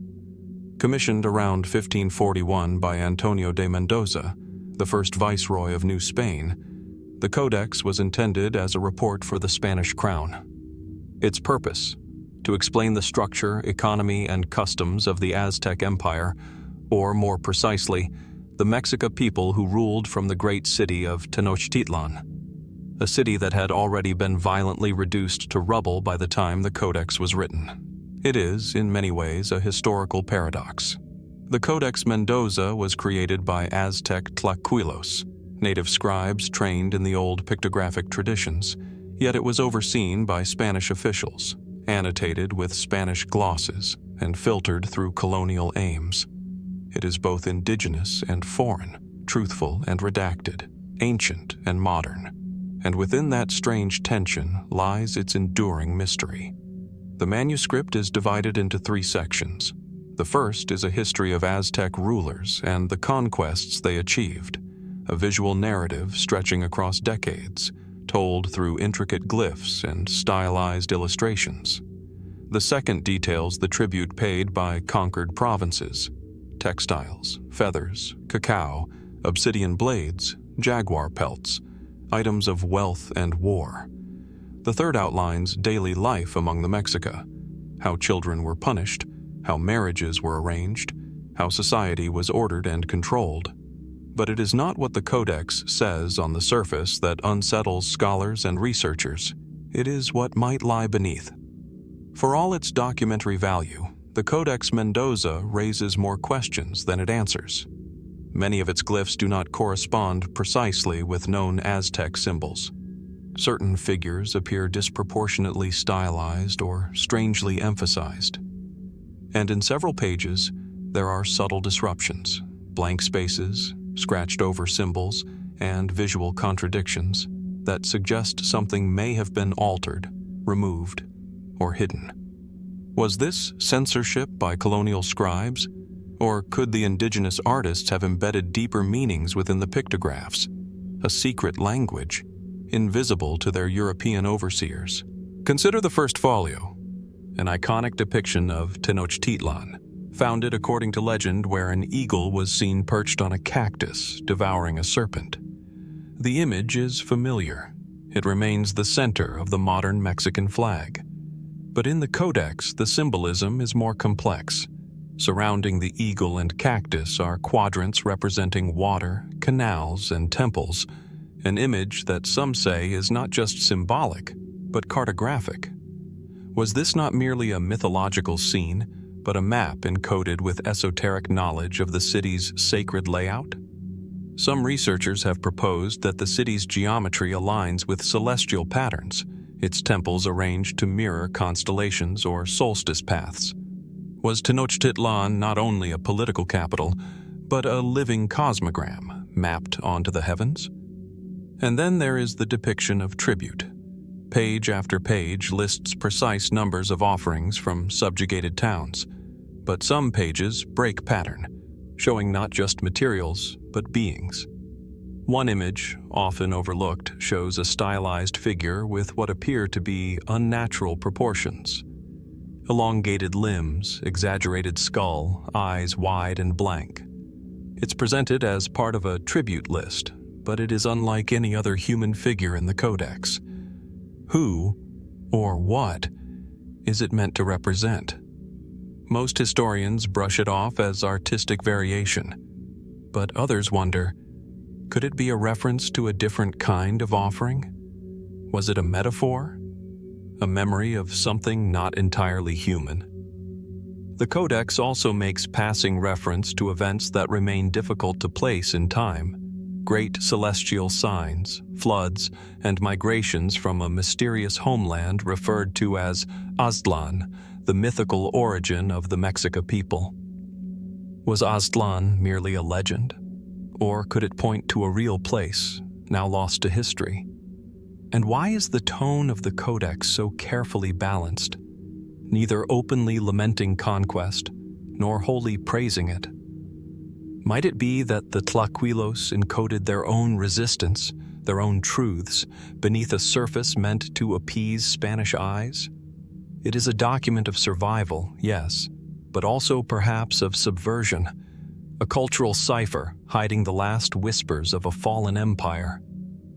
Today, researchers use digital tools, spectral imaging, and linguistic analysis to re-examine the Codex Mendoza. New interpretations continue to emerge, but the deeper one looks, the more ambiguous the manuscript becomes. It resists clarity. It refuses to be just one thing. It is a mirror of empire, a relic of conquest, a portal into a world where calendars dictated fate, gods demanded blood, and art was used not just to record the past, but to protect it. And perhaps, somewhere within its careful brushstrokes and faded glyphs, there is still something waiting to be discovered. What stories were never told? What meanings remain unread? And how many other voices, encoded in ink and image, have yet to be heard through the noise of conquest and time? The Codex Mendoza does not speak loudly, but for those who listen closely, it still murmurs. The winds sweep across the high plains of Bolivia, carrying with them a silence that feels almost timeless. Here, near the ancient shores of Lake Titicaca, the earth holds remnants of civilizations long past, cultures that rose and fell before the modern world could even imagine them. Amid this stark, almost otherworldly landscape, one discovery stands apart. A single object, a vessel carved of stone, dark and heavy, etched with markings that do not seem to belong here at all. It is known as the Fuente Magna Bowl. At first glance, it could be mistaken for a ceremonial offering dish or a ritual container, the kind of artifact one might expect to emerge from a site linked to the Tiwanaku culture. Its smooth stone surface and carefully shaped form suggest craftsmanship, patience, and reverence. Yet, what lies inside the bowl is what has captivated researchers for decades and unsettled them just as much. The interior is inscribed with two distinct forms of writing. Alongside decorative motifs that echo Andean traditions, there appear characters resembling cuneiform, the wedge-shaped script of ancient Mesopotamia. Some researchers have also claimed to recognize Proto-Sumerian signs, symbols linked to the earliest known writing system in human history. If true, the implications are staggering. How could such inscriptions, tied to civilizations half a world away, be found here, thousands of years before any documented contact? The mainstream explanation is cautious. Some archaeologists argue that the Fuente Magna bowl is a misinterpreted artifact. They suggest the markings may be a form of local iconography, stylized or abstract, whose resemblance to Old World writing is nothing more than coincidence. Others point out that the bowl's discovery in the 1950s was poorly documented. Without a clear archaeological context, no detailed excavation records, no secure stratigraphy, the object cannot be reliably dated. In this view, the mystery may be a mirage, born of incomplete evidence. But still, the characters remain. When photographs of the inscriptions circulated among epigraphers and independent researchers, more questions surfaced. A handful of scholars outside the academic mainstream claimed to identify words that could be read, phrases that seemed to invoke Mesopotamian deities and rituals. Could this have been a gift, a trade object carried across oceans by forgotten sailors? Or might it be evidence of a cultural diffusion far deeper and far older than we currently allow ourselves to consider? Of course, such ideas tread into speculative territory. The notion that Sumerians or their descendants crossed the Atlantic to settle, trade, or influence pre-Columbian South America is viewed by most historians as implausible. No established evidence supports such transoceanic contact in antiquity. And yet, the Fuente Magna bowl refuses to be explained away entirely.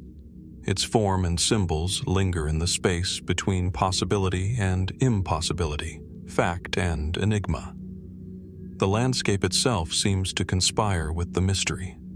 Lake Titicaca, vast and shimmering under the Andean sun, was sacred to the Tiwanaku and Inca alike. Myths spoke of gods emerging from its waters, of origins written not in ink but in stone and sky. Could the bowl have been part of a ritual at the lake's edge, its strange markings carrying a meaning now lost to time? Or was it a later intrusion, a crafted object misplaced, misunderstood, and accidentally woven into the story of an ancient people?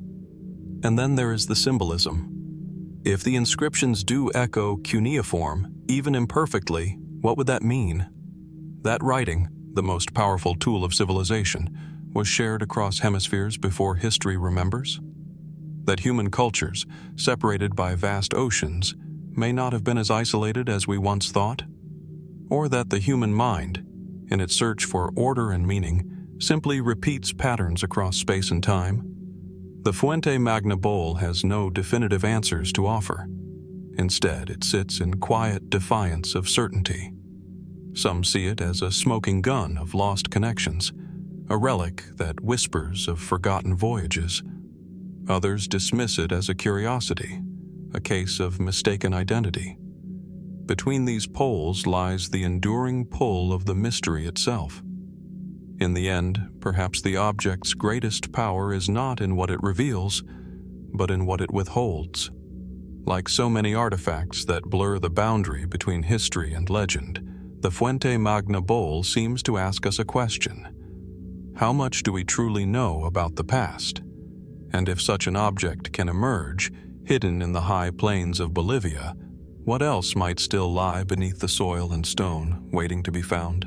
From the high plains of Bolivia and the enigma of the Fuente Magna bowl, our path leads westward across the rugged Andes and into one of the driest deserts on Earth. Here, in southern Peru, the land seems almost untouched by time. A vast expanse of barren earth stretches to the horizon, its surface marked not by the chaos of nature, but by lines, geometric, deliberate, and precise. These are the Nazca lines, among the most enduring mysteries of the ancient world. Most of the designs can only be appreciated from the air. Giant trapezoids, winding spirals, and animal figures that stretch for hundreds of feet across the desert floor. They are breathtaking in scale, monumental in ambition. Yet among them, carved into the dusty hillside of a rocky slope, stands a figure unlike any other. Locally, it is known as El Astronauta, the astronaut. The figure rises nearly 100 feet tall, a humanoid shape with large, round eyes and an arm raised as though waving or perhaps pointing toward the heavens. Its outline is etched into the slope with surprising clarity, the dark stones removed to reveal lighter soil beneath. Unlike the sprawling geometric designs of the flat desert, this geoglyph clings to the side of a hill, visible from the valley below as well as from the sky above. Archaeologists have dated the Nazca geoglyphs broadly to between 500 BCE and 500 CE, attributing them to the Nazca culture that thrived in this harsh region. They suggest that the lines may have been part of ritual practices, pathways for ceremonial processions, vast offerings to the gods, or even astronomical markers aligning with celestial events. Within this context, the so-called astronaut might simply be another deity or mythological figure, stylized in ways meaningful to its creators. But the name, the astronaut, hints at something else. When modern eyes first encountered the figure in the 1960s, many were struck by its unusual appearance. Its round head and large, staring eyes seemed uncannily reminiscent of a helmet. Its gesture, an upraised hand, looked almost like a greeting, and so speculation began. Was this an ancient portrayal of something otherworldly? Could the Nazca people have carved not a god or spirit, but a visitor from beyond the earth? Most historians are cautious with such interpretations. They note that the Nazca culture produced many anthropomorphic figures, often highly stylized. What appears to us as a helmet could easily have been symbolic headgear, a mask, or simply an artistic exaggeration. The raised arm may have had ritual meaning, a gesture of invocation or reverence. And yet, despite these rational explanations, the image continues to stir curiosity. Why does this figure stand apart from the rest of the Nazca lines? Why is it carved on a slope, where it can be seen without the aid of flight, while so many others seem designed only for aerial view? Was it meant for human eyes, or for something, or someone, looking down from above? The desert itself deepens the enigma. The Nazca Plateau receives almost no rainfall, and its stony surface has preserved the lines for centuries. Walking among them, one feels both the immensity of human intention and the silence of a mystery unsolved. For generations, these markings have endured, visible yet voiceless, waiting for interpretation. Mainstream archaeology sees in them a testament to ingenuity and ritual devotion, but alternative thinkers suggest more, that the astronaut might represent encounters now lost to history, or knowledge we cannot yet grasp. Could the Nazca have had a concept of flight, of beings descending from the sky, or is this simply our modern imagination projecting itself onto the past, reshaping ancient art to match contemporary myths of space travel and extraterrestrial life? The figure does not answer. It only endures, its round eyes staring out from the hillside, its arm forever raised in a gesture whose meaning we no longer understand. Standing before it, the questions are unavoidable. Who exactly is this figure meant to represent? A god, a shaman, a messenger between worlds, or something stranger, something we may never fully comprehend? Like the other Nazca lines, the astronaut resists final explanation. It remains a silent witness in the desert, a puzzle inscribed on the earth itself. And it invites us still to wonder, what did the people of Nazca truly see when they looked up at the sky? From the arid desert of southern Peru and the enigma of the Nazca astronaut, our journey takes us back across the world and back in time, thousands of years, to the cradle of civilization itself, Mesopotamia. the land between the Tigris and Euphrates rivers, a place where writing, cities, and law first emerged. And within this ancient world, scholars uncovered a relic unlike any other, a clay tablet that seems to map not just the heavens, but perhaps something far stranger. It is known today as the Sumerian Star Map. At first glance, it appears unremarkable, a fragment of clay, weathered and broken, its surface etched with lines and symbols. But when studied more closely, its markings reveal themselves as something extraordinary, a chart of the night sky carved nearly 5,000 years ago. The tablet shows constellations and celestial positions in astonishing detail. It is, in essence, an ancient record of the stars. Mainstream scholars believe the tablet belongs to the collection of astronomical texts from the Sumerians and their successors, the Babylonians, people who tracked the movements of planets, recorded eclipses, and wove their cosmology into the very fabric of their culture. Their knowledge of the heavens was not rudimentary. It was meticulous, systematic, and profound. With simple tools and naked eyes, they charted the cosmos with a precision that continues to impress modern astronomers. And yet, this particular tablet contains elements that have puzzled researchers. Some analyses suggest it describes a specific event, a massive impact, a meteor, or perhaps even a comet crossing the skies above Mesopotamia around 3000 BCE. According to this interpretation, the star map is less a timeless chart and more a snapshot, a record of something witnessed, something extraordinary enough to etch permanently into clay. But the intrigue does not end there. Certain scholars outside the mainstream claim the tablet depicts not only the constellations known to the Sumerians, but details far beyond their reach. They point to alignments that, when reconstructed with modern astronomical software, seem to match the night sky as seen from a different perspective, perhaps even from beyond Earth. This idea, highly controversial, has led some to speculate. Was the tablet a record of knowledge passed down from an advanced, unknown source? Others go further still. They suggest the so-called star map encodes references to planets invisible to the naked eye, objects that ancient stargazers should not have been able to record without telescopes. Could this be evidence of forgotten technology? Or is it more likely that such interpretations are born from our own desire to read mysteries into the past? The Sumerians themselves left no shortage of myths tying their existence to the heavens. Their gods were often celestial beings, linked to planets, stars, and constellations. The stories of Anu, Enlil, and Inanna were bound to the movements of the skies. Some texts even speak of beings who descended from the stars, shaping humanity's destiny. Could the star map, then, be more than an astronomical record? Might it have been a sacred tablet, a chart not only of the physical heavens but of a divine order that the Sumerians believed ruled their world?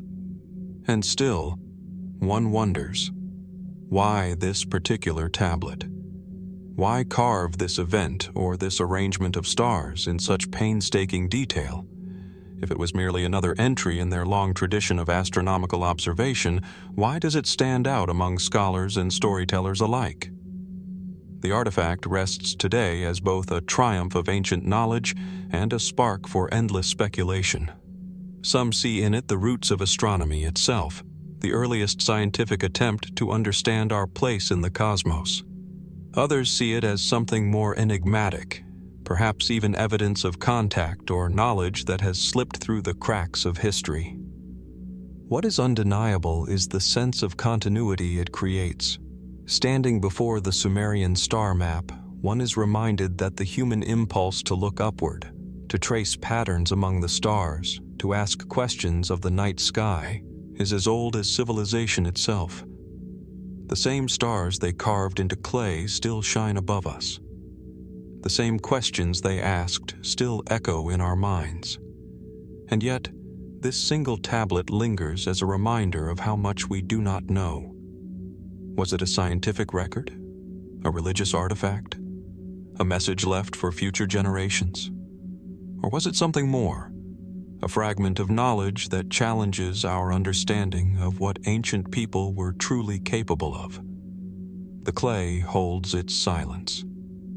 The stars, after all, have always kept their secrets, and so we are left to wonder. In the cradle of civilization, did humanity first glimpse not only the heavens above, but something far beyond them? From the ancient star maps of Mesopotamia, our journey now shifts northward, across continents, across millennia, to a quiet hillside on the edge of Scotland. Here, nestled near the town of Clydebank, lies a vast slab of stone.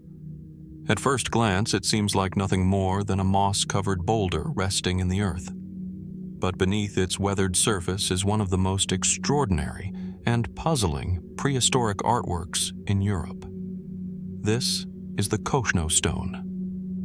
Measuring more than 40 feet across, the stone is covered with hundreds of intricate markings, spirals, circles, and grooves carefully carved into its surface. The patterns ripple outward like waves, their repetition and symmetry suggesting deliberate design. Some of the most striking features are what archaeologists call cup and ring marks, shallow depressions surrounded by concentric circles, a motif found at ancient sites across Britain and beyond. The Cochno Stone was first documented in the late 19th century when it was uncovered by a local reverend. Its sheer scale and complexity astonished those who studied it. But over time, as the site attracted curious visitors, it also drew vandals. By the 1960s, the carvings were at risk of being lost beneath graffiti and erosion. And so, in a remarkable act of preservation, the stone was reburied, sealed once again beneath the Scottish soil for nearly half a century.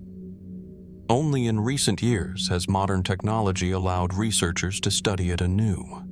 Using high-resolution 3D imaging, archaeologists have captured the carvings in extraordinary detail, creating digital records that can be explored without disturbing the fragile site. Yet even with these advances, the most pressing question remains unresolved. What do the markings mean? Mainstream archaeology offers several possibilities. The patterns may have been territorial markers, sacred symbols, or maps of the land. Some researchers suggest they were connected to rituals involving water or fertility, the grooves designed to channel rain across the stone's surface in symbolic ways.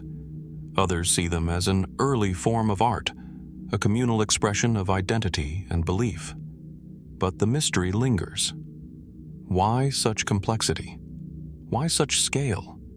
And why does the same motif, cup and ring carvings, appear not only in Scotland, but in Ireland, northern England, even as far away as Spain, Italy, and India? Could these designs represent a shared symbolic language that transcended geography, a kind of prehistoric code whose meaning we have long forgotten? More speculative theories abound. Some have proposed that the Cochno Stone is an astronomical chart, its spirals and circles corresponding to constellations, eclipses, or planetary movements. In this view, the stone might have been a prehistoric observatory, a tool for tracking the heavens etched permanently into the earth. Others suggest something even stranger, that the carvings might depict not the night sky, but visions, states of altered consciousness, or encounters with realities beyond the ordinary. And then there are those who see in the patterns echoes of something far older, perhaps even otherworldly. Could the stone be a message, an artifact of contact between ancient people and knowledge that did not originate here? Or are such ideas simply reflections of our modern imagination, eager to project mystery onto the past? The truth is that the Cochno Stone refuses to give up its secrets. It speaks in symbols we cannot yet decipher, offering hints without explanations. Standing before it, one cannot help but feel both humbled and unsettled. These carvings were made with purpose, patiently, deliberately, by hands that sought to communicate something enduring. But whatever that message was, it has been lost to time. The stone now lies partly hidden again, preserved beneath layers of protection. Its digital likeness allows scholars and the public to explore its surface in detail, but the experience is not the same as standing on the hillside, running one's hand across the grooves, and wondering at the mind that first carved them. And so the Cochno Stone remains both revealed and concealed, an artifact suspended between past and present, knowledge and mystery. What did its creators intend for us to see? A map of the stars? A guide for rituals? A message meant for the future? Or is it something we are simply not yet capable of understanding? Perhaps, like so many of history's enigmas, the Cochno Stone asks a deeper question of us. Are we searching for their meaning? Or are we, in truth, searching for our own? From the windswept hills of Scotland and the carvings of the Cochno Stone, our path now carries us eastward, across Europe and into the heart of India. In the bustling city of Delhi, amid the ruins of ancient temples and towering monuments, stands a relic that seems both ordinary and extraordinary at the same time. It does not bear mysterious symbols or sprawling designs. Instead, it is simple, a column of iron, more than 7 meters tall, rising into the open air. Yet this unassuming pillar has confounded scientists for over a century. It is known simply as the Iron Pillar of Delhi. Set within the courtyard of the Qutb complex, the pillar has stood for more than 1,600 years. Its surface is dark, weathered, and inscribed with Sanskrit text. The inscription credits its construction to a Gupta emperor, most likely Chandragupta II, sometime in the 4th or 5th century CE. At face value, it is a remarkable monument to the skill and devotion of an ancient Indian dynasty. But what makes the iron pillar so unusual is not its height or its history, but its condition. Despite standing exposed to the elements for well over a millennium, the pillar has not rusted. Ordinary iron, even when carefully forged, succumbs quickly to oxidation. Moisture in the air or the ground eats away at its surface, turning it into flaky red rust within decades, sometimes even years. Yet, the iron pillar remains solid, its surface smooth, its edges sharp.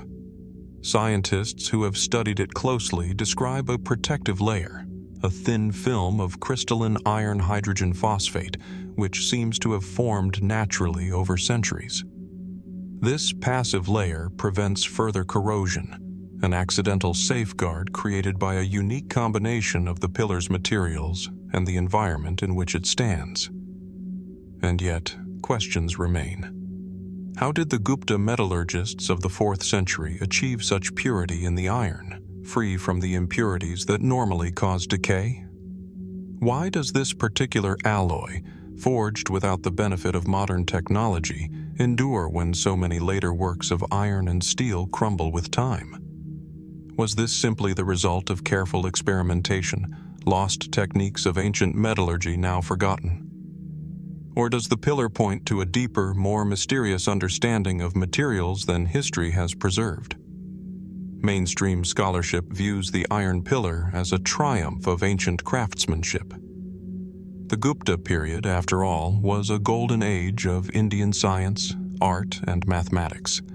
Skilled smiths may have used techniques unknown to us, perfected over generations, to create a monument that would stand the test of time.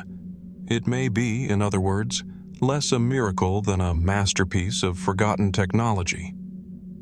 Still, the pillar's unusual resilience has inspired more speculative theories. Some have suggested it reflects knowledge that was centuries ahead of its time, a precursor to rust-resistant alloys like stainless steel. Others go further, imagining lost civilizations whose advanced metallurgy was passed down only in fragments. A few even claim the pillar is evidence of knowledge imparted from beyond the earth, pointing to its defiance of natural decay as proof of something unearthly. But perhaps the deeper mystery is not whether the pillar was supernatural, but why it was made at all.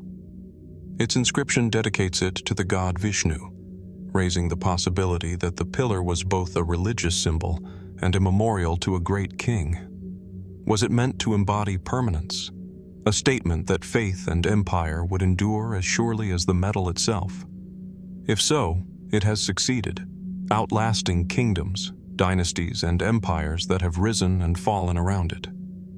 Today, the iron pillar still stands in the courtyard of the Qutb complex, a quiet sentinel amid Delhi's crowded streets. Visitors from around the world come to see it, to touch its surface, to marvel at a monument that has resisted the inevitable decay of time. It is not ornate, nor does it tower like the great pyramids or cathedrals of history.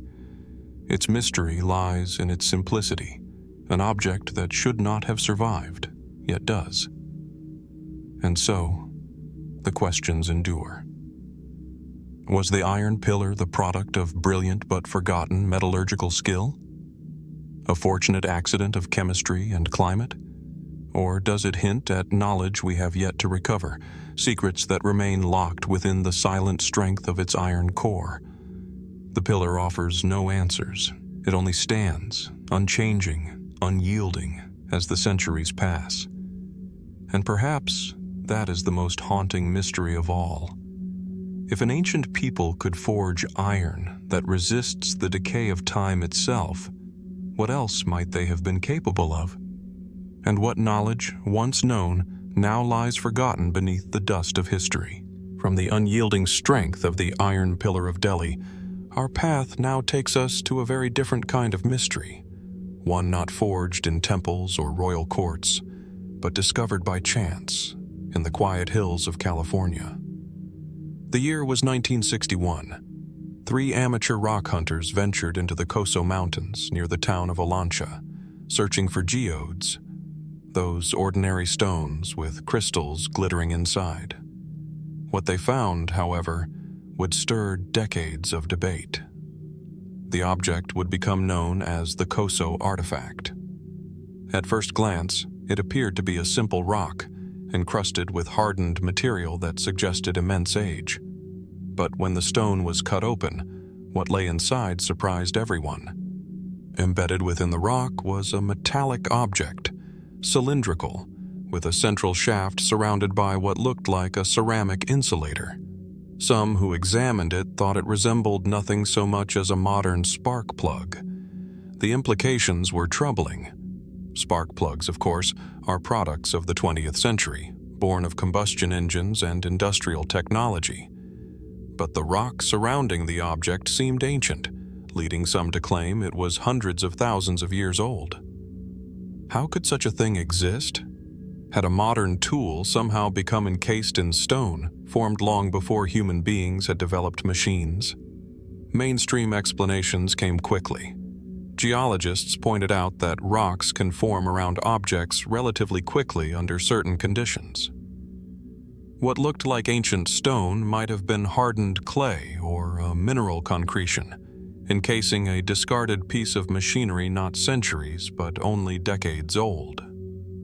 In fact, later investigations suggested the artifact bore a striking resemblance to a 1920s-era Champion spark plug, the kind once used in Model T engines and early machinery common in rural America. And yet, doubts remained. The original artifact, after its initial discovery, disappeared from public view. Photographs survive, but the object itself has not been subjected to rigorous, peer-reviewed analysis. This absence leaves a gap, an uncertainty that fuels speculation. Some fringe researchers have suggested the Coso artifact is evidence of ooparts, or out-of-place artifacts, objects that should not exist within the conventional timeline of history. Could it point to advanced civilizations long before our own? Or perhaps even to visitors from beyond, leaving behind technology mistaken for ordinary tools? Others propose a different angle, that the object challenges not history itself, but our understanding of how natural processes can mimic the appearance of the impossible. The truth may lie somewhere between the mundane and the mysterious. Was it truly just an old spark plug, encased by mineral deposits in only a few decades? Or does its discovery raise deeper questions about how we interpret objects that seem out of place? Without the artifact itself available for study, certainty remains out of reach. Standing back, one is reminded of the fragile boundary between the known and the unknown. A single object, found by chance in the California desert, has managed to spark conversations about geology, archaeology, and even the possibility of civilizations lost to time. It shows how easily our sense of history can be unsettled by something as small and unassuming as a stone. And so, the Coso Artifact endures as both a curiosity and a mystery. Perhaps it was nothing more than a spark plug, its presence explained by industrial debris and natural mineralization. Or perhaps it is a reminder of how much we still do not understand about the world beneath our feet. If a single rock can hold such a question, what other secrets might still be locked away in the earth, waiting to be found? From the deserts of California and the enigma of the Coso Artifact, our journey now turns northward, into the vast forests of Russia's Ural Mountains. Here, in a land of lakes, marshes, and ancient peat bogs, the earth holds secrets preserved not in stone or metal, but in wood. In 1894, gold miners working near a peat bog at Shigir made a discovery that would rewrite what we thought we knew about the distant past. Buried deep in the layers of the bog lay fragments of a colossal wooden sculpture. When pieced together, it revealed a towering figure unlike anything seen before. Carved from larch, nearly 12 feet tall in its original form, the figure was soon known as the Shigir Idol. At first glance, it is unsettling in its simplicity. A long, plank-like body, its surface etched with geometric designs, zigzags, chevrons, and crosshatches that stretch across its length. At its top is a face, 2 deep eyes, a straight nose, a mouth set in an expression that is neither smile nor frown. Along its surface, other faces appear as well, stacked upon each other, as though the figure embodies not one being, but many. For decades, scholars debated its age. Early estimates placed it at around 9,000 years old. That alone would have made it one of the oldest known wooden sculptures in the world. But as dating methods improved, results grew even more astonishing. Radiocarbon tests now suggest the Shigir Idol is closer to 12,000 years old, created at the very end of the Ice Age, a time when much of the northern hemisphere was still emerging from glaciers. To put this into perspective, it is more than twice as old as the Great Pyramids of Egypt, older even than the first known cities of Mesopotamia. And yet, it is made of wood. Wood, unlike stone, rarely survives the ages. It decays, burns, or is consumed by the earth.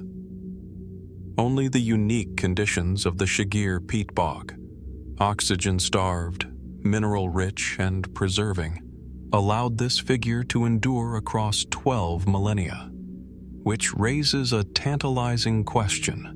If this single idol survived by chance, how many other wooden monuments might once have stood across the ancient world, now long since lost? As for its purpose, there is no consensus. Some archaeologists believe the idol was a form of totem, embodying ancestral spirits or protective deities. The multiple faces carved into its surface might represent generations or layers of existence stacked one upon another. Others suggest the geometric patterns are not merely decorative, but symbolic, perhaps an early form of storytelling or even a proto-writing system created thousands of years before the invention of script. The sheer age of the idol complicates our understanding of its creators. Traditionally, hunter-gatherer societies of the Mesolithic period were thought to produce only simple tools, temporary shelters, and small carvings. Yet here is a work of monumental scale, requiring not only great effort but cultural meaning and artistic vision. Did these ancient people possess a symbolic world as rich and complex as any later civilization? Were they already experimenting with the language of abstraction, creating meaning in ways we are only beginning to guess at? Some more speculative theories go further. The idol's elongated shape and cryptic symbols have led a few to wonder whether it encodes knowledge of cosmic cycles, maps of the stars, or even warnings passed down from an earlier forgotten culture.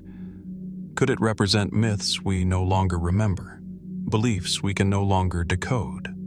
Or does our fascination with it reflect our own tendency to project mystery onto the past, when in truth its makers may have meant something simple yet deeply sacred?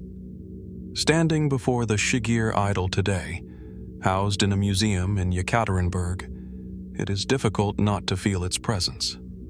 The wood is dark and scarred, yet the carved eyes seem to watch with quiet intensity across 12,000 years of history. It is a bridge to a world that no longer exists, carved by hands that lived in a landscape of mammoths, ice, and endless forests. And still, the meaning of its symbols remains locked away. Was it a prayer, a myth, a guide to the spirit world? Or was it something we cannot yet imagine, a message whose language has been lost forever? The Shigir Idol endures as one of humanity's oldest surviving mysteries, and it reminds us of a sobering truth. History is not just what has been preserved, but what has been lost. If a single wooden idol can survive 12 millennia, what else might still lie buried in the earth? Silent witnesses to a past we have only just begun to glimpse. From the ancient forests of Russia and the haunting gaze of the Shigir Idol, our path now carries us to the far side of the world, into the rugged mountains of New Zealand. Here, caves wind deep into the earth, hidden chambers where the air is cool and damp, and where the past has remained sealed for centuries. It was in such a place in 1986 that a team of explorers stumbled upon an object so startling that it seemed to defy time itself. Resting in the shadows of Mount Owen, preserved in the darkness of a cave, they discovered a claw. Not a fossil, not a mineralized imprint, but an actual claw. Flesh, skin, and sinew still clinging to its surface, as if the creature it belonged to had only recently perished. Its curved talons and rough, scaly texture evoked images of something primeval, something that should not have survived into the modern age. The Mount Owen claw, as it came to be known, immediately raised questions. What kind of animal could leave behind such a relic? Scientific analysis soon identified it as belonging to a moa, a giant, flightless bird that once roamed New Zealand. Moas were extraordinary creatures, some species standing over 10 feet tall, towering above early human settlers. For centuries, they thrived across the islands, browsing on plants and shaping the ecosystem. But by the 15th century, they were gone, hunted to extinction by the first Maori who arrived from Polynesia. And yet, here was a claw that looked fresh. The preservation was so remarkable that at first glance, some believed it could not possibly be thousands of years old. The skin appeared leathery, the keratin sheath of the claw still intact, the bones robust and unmistakably organic. Radiocarbon dating later confirmed that it was ancient, preserved by the unique conditions of the cave, cold, dry, and isolated, a natural vault that had held the moa's remains in a state of near stasis. Still, the claw has inspired wonder and a fair share of speculation. If such a relic could survive in this condition, could living moas themselves have survived longer than history records? Some legends among the Maori speak of giant birds haunting the forests, their presence feared and respected. Could isolated populations of moa have endured in remote valleys, hidden from European eyes until surprisingly recent times? The idea is not entirely implausible. After all, New Zealand's terrain is rugged and inaccessible, with vast areas of wilderness unexplored even in modern times. New species continue to be discovered in its forests and mountains. If a claw can survive untouched for centuries, perhaps, some argue, the living creatures themselves were not as far removed from us as we imagine. Others take the speculation further still. To some, the claw's almost reptilian appearance, its scales, its monstrous proportions, evokes not a bird, but a creature from prehistory. Could it be evidence of survival from an age far older than the Moa, a remnant of some lineage thought long extinct? Scientists dismiss such notions, pointing to the clear evidence of Moa anatomy. But the imagination is not so easily constrained. What is certain is that the Mount Owen claw is more than a biological specimen. It is a window into a lost world, a physical link to creatures that vanished at the hands of humans only a few centuries ago. Holding it, or even standing before it, collapses the distance of time. You are no longer separated from the Moa by layers of history. For a moment, you feel as though the bird itself might step from the shadows of the cave, alive once more. And yet, it also leaves us with questions. How many more such relics lie hidden in New Zealand's caves and forests? Could other species, thought extinct, still linger in the remote corners of the earth, waiting to be rediscovered? And if the Moa could vanish so swiftly, leaving behind only this claw, what does that say about the fragility and mystery of life itself? The Mount Owen claw endures, not as a fossil, but as something eerily alive. A reminder that extinction is never as final nor as simple as it seems. And it invites us to wonder, what other secrets might the wilderness still keep, sealed away in darkness, waiting to emerge? From the shadowy caves of New Zealand and the haunting discovery of the Mount Owen claw, our journey now turns to the remote highlands of Asia, where legend and archaeology blur in the thin mountain air. In the 1930s, an expedition into the Bayan Har Mountains, a desolate region of Tibet and western China, reported uncovering something extraordinary. Hidden within ancient burial caves, scattered among skeletal remains, were hundreds of circular stone discs.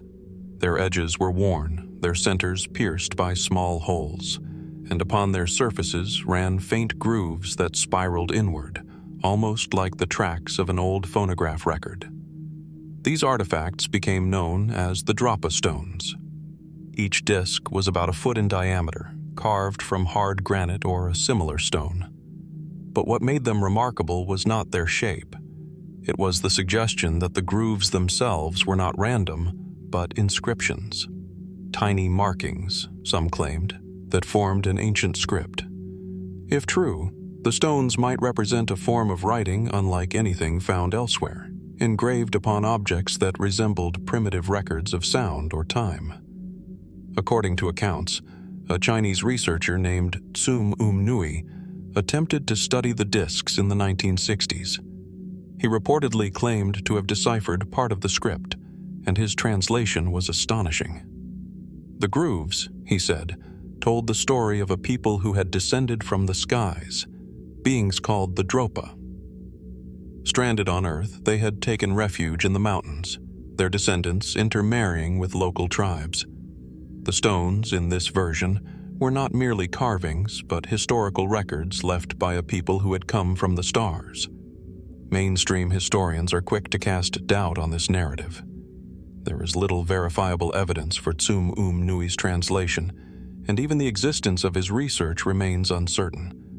Some suspect the entire story is a modern legend, repeated and embellished by writers eager for mystery.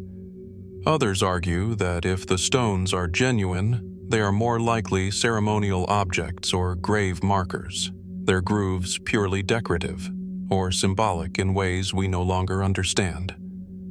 And yet, the Dropa Stones continue to intrigue. Could they be remnants of a lost culture, one whose history never entered the written record. If the markings are indeed script, then they might represent a branch of human communication long since vanished. And why the peculiar disc shape, echoing forms that remind us, however coincidentally, of wheels, records, or even technological devices far beyond their supposed age? Skeptics point out that without the original stones available for thorough study, speculation cannot rise beyond conjecture. Photographs and second-hand accounts remain the primary sources of information, leaving the truth shrouded in uncertainty. Some researchers argue that this ambiguity is itself telling, that what we call the Dropa Stones may be less an archaeological discovery than a story born of rumor, mistranslation, or even invention. But whether artifact or legend, the Dropa Stones have taken root in the imagination. They raise questions not only about archaeology, but about the stories we choose to believe. Are they evidence of ancient contact? A cultural memory of star-born visitors preserved in stone? Or are they a reflection of our own longing for mystery, our impulse to look at the past and see echoes of the extraordinary? The Bayan Har Mountains remain vast and largely uncharted, their valleys and caves stretching across a wilderness that few have fully explored. If the Dropa Stones exist, might more lie hidden, waiting to be found?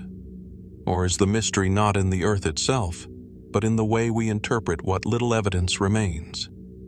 The Dropa Stones sit at the edge of history and myth, balanced between the possible and the improbable. They invite us to imagine a past where the boundaries between earth and sky were not as fixed as we believe. And so we are left to wonder, are they fragments of an unknown civilization, records of a story long forgotten? Or simply stones onto which we have projected our deepest questions about who we are and where we truly come from? From the windswept heights of the Bayan Har Mountains and the enigma of the Dropa Stones, our journey now returns to the cradle of one of humanity's oldest civilizations, ancient Egypt. Here, amidst the sands of Saqqara, the great necropolis south of Cairo, countless treasures have been unearthed. Tombs, scrolls, statues, and carvings that illuminate the lives and beliefs of a people who lived thousands of years ago. Yet among these discoveries lies one artifact that resists easy explanation. It is small, carved from a single piece of sycamore wood, and measures no more than 7 inches across. At first glance, it seems simple, a bird-shaped figure with a body, wings, and tail. But closer inspection reveals something curious. The wings are flat and angled, reminiscent not of a bird in repose, but of an object designed to catch the air. The tail, too, is vertical, not horizontal, a detail more fitting for a modern aircraft than for a natural creature. This artifact has come to be known as the Saqqara Bird. It was discovered in 1898 during excavations of a tomb that dated back to around 200 BCE. Since then, it has puzzled scholars and enthusiasts alike. What was its purpose? Was it a child's toy, an idol, a ritual object? Or could it have been something more? An ancient model, a representation of principles of flight that would not be understood again until millennia later. Mainstream archaeology leans toward the practical. Many suggest the Saqqara bird was likely a ceremonial object, perhaps a symbol of the god Horus, often represented as a falcon. Birds were deeply significant in Egyptian mythology, embodying freedom, divinity, and the soul's journey into the afterlife. In this view, the artifact fits comfortably into the symbolic language of the tombs. And yet, questions persist. The vertical tail fin remains an anomaly. No bird possesses such a feature, but every airplane does. Some aerodynamic studies, including wind tunnel tests conducted in the late 20th century, suggest the object has the potential to glide, though without a stabilizing mechanism it would be unstable in flight. Could this small piece of wood have been more than a symbolic carving? Could it represent a memory or even an experiment in early aviation? Speculative theories have grown from these questions. Some suggest the Saqqara Bird might be a scale model of an ancient flying device, evidence that the Egyptians, or some earlier civilization, had knowledge of principles of aerodynamics. Others have taken the idea further, proposing it as a clue to technologies lost to time, or even a link to outside influences, visitors from beyond our world whose knowledge inspired ancient peoples. Of course, such ideas remain highly controversial, often dismissed by scholars as imaginative rather than evidential. The absence of additional artifacts resembling the Saqqara Bird leaves little ground to argue for a hidden chapter of Egyptian engineering. Yet the fact remains: the artifact does not conform neatly to expectations. Its form raises questions that conventional explanations do not entirely satisfy. Perhaps it was a toy meant to glide short distances in the hands of a child. Perhaps it was a symbolic offering, shaped in a way that, coincidentally or not, resembles modern designs. Or perhaps it is a fragment of knowledge, one we have not fully deciphered. The Saqqara Bird is a reminder of how a single object, modest in size, can unsettle our understanding of the past. It invites us to look closer, to question the assumptions we bring to ancient artifacts. Was this small carving merely symbolic, or does it whisper of a forgotten understanding of flight, hidden in plain sight among the treasures of Egypt's tombs? And if such knowledge was once known, even in part, what else might be waiting, buried in the sands, still unseen? From the small bird-shaped carving of the Saqqara Bird, whose wooden wings hint at ideas of flight long before humanity took to the skies, our journey now carries us across the Mediterranean to the sun-bleached shores of Greece. In 1901, off the coast of the tiny island of Antikythera, sponge divers exploring a long-forgotten Roman-era shipwreck stumbled upon a collection of bronze fragments, encrusted and corroded by a century beneath the waves. Among them was an object that would astonish scholars for decades, a mechanism of incredible complexity, unlike anything the ancient world was thought capable of producing. It is known today as the Antikythera Mechanism. At first glance, it is unassuming. A corroded lump of bronze, roughly the size of a shoebox, with dozens of wheels, gears, and inscriptions partially obscured by centuries underwater. But as researchers painstakingly studied it, often using X-rays and, more recently, high-resolution 3D scanning, a startling truth emerged. The device is a mechanical computer. Its intricate system of interlocking gears was designed to calculate astronomical positions, predicting the movements of the sun, the moon, and even the cycles of eclipses with astonishing precision. It could track the irregular orbit of the moon, account for the phases of the moon, and mark important calendrical and athletic events, such as the timing of the ancient Olympic Games. Mainstream archaeology situates the mechanism in the 1st century BCE, attributing it to Greek scientists and engineers. It represents, undeniably, the pinnacle of Hellenistic ingenuity. Yet, even within this context, its sophistication seems almost anachronistic.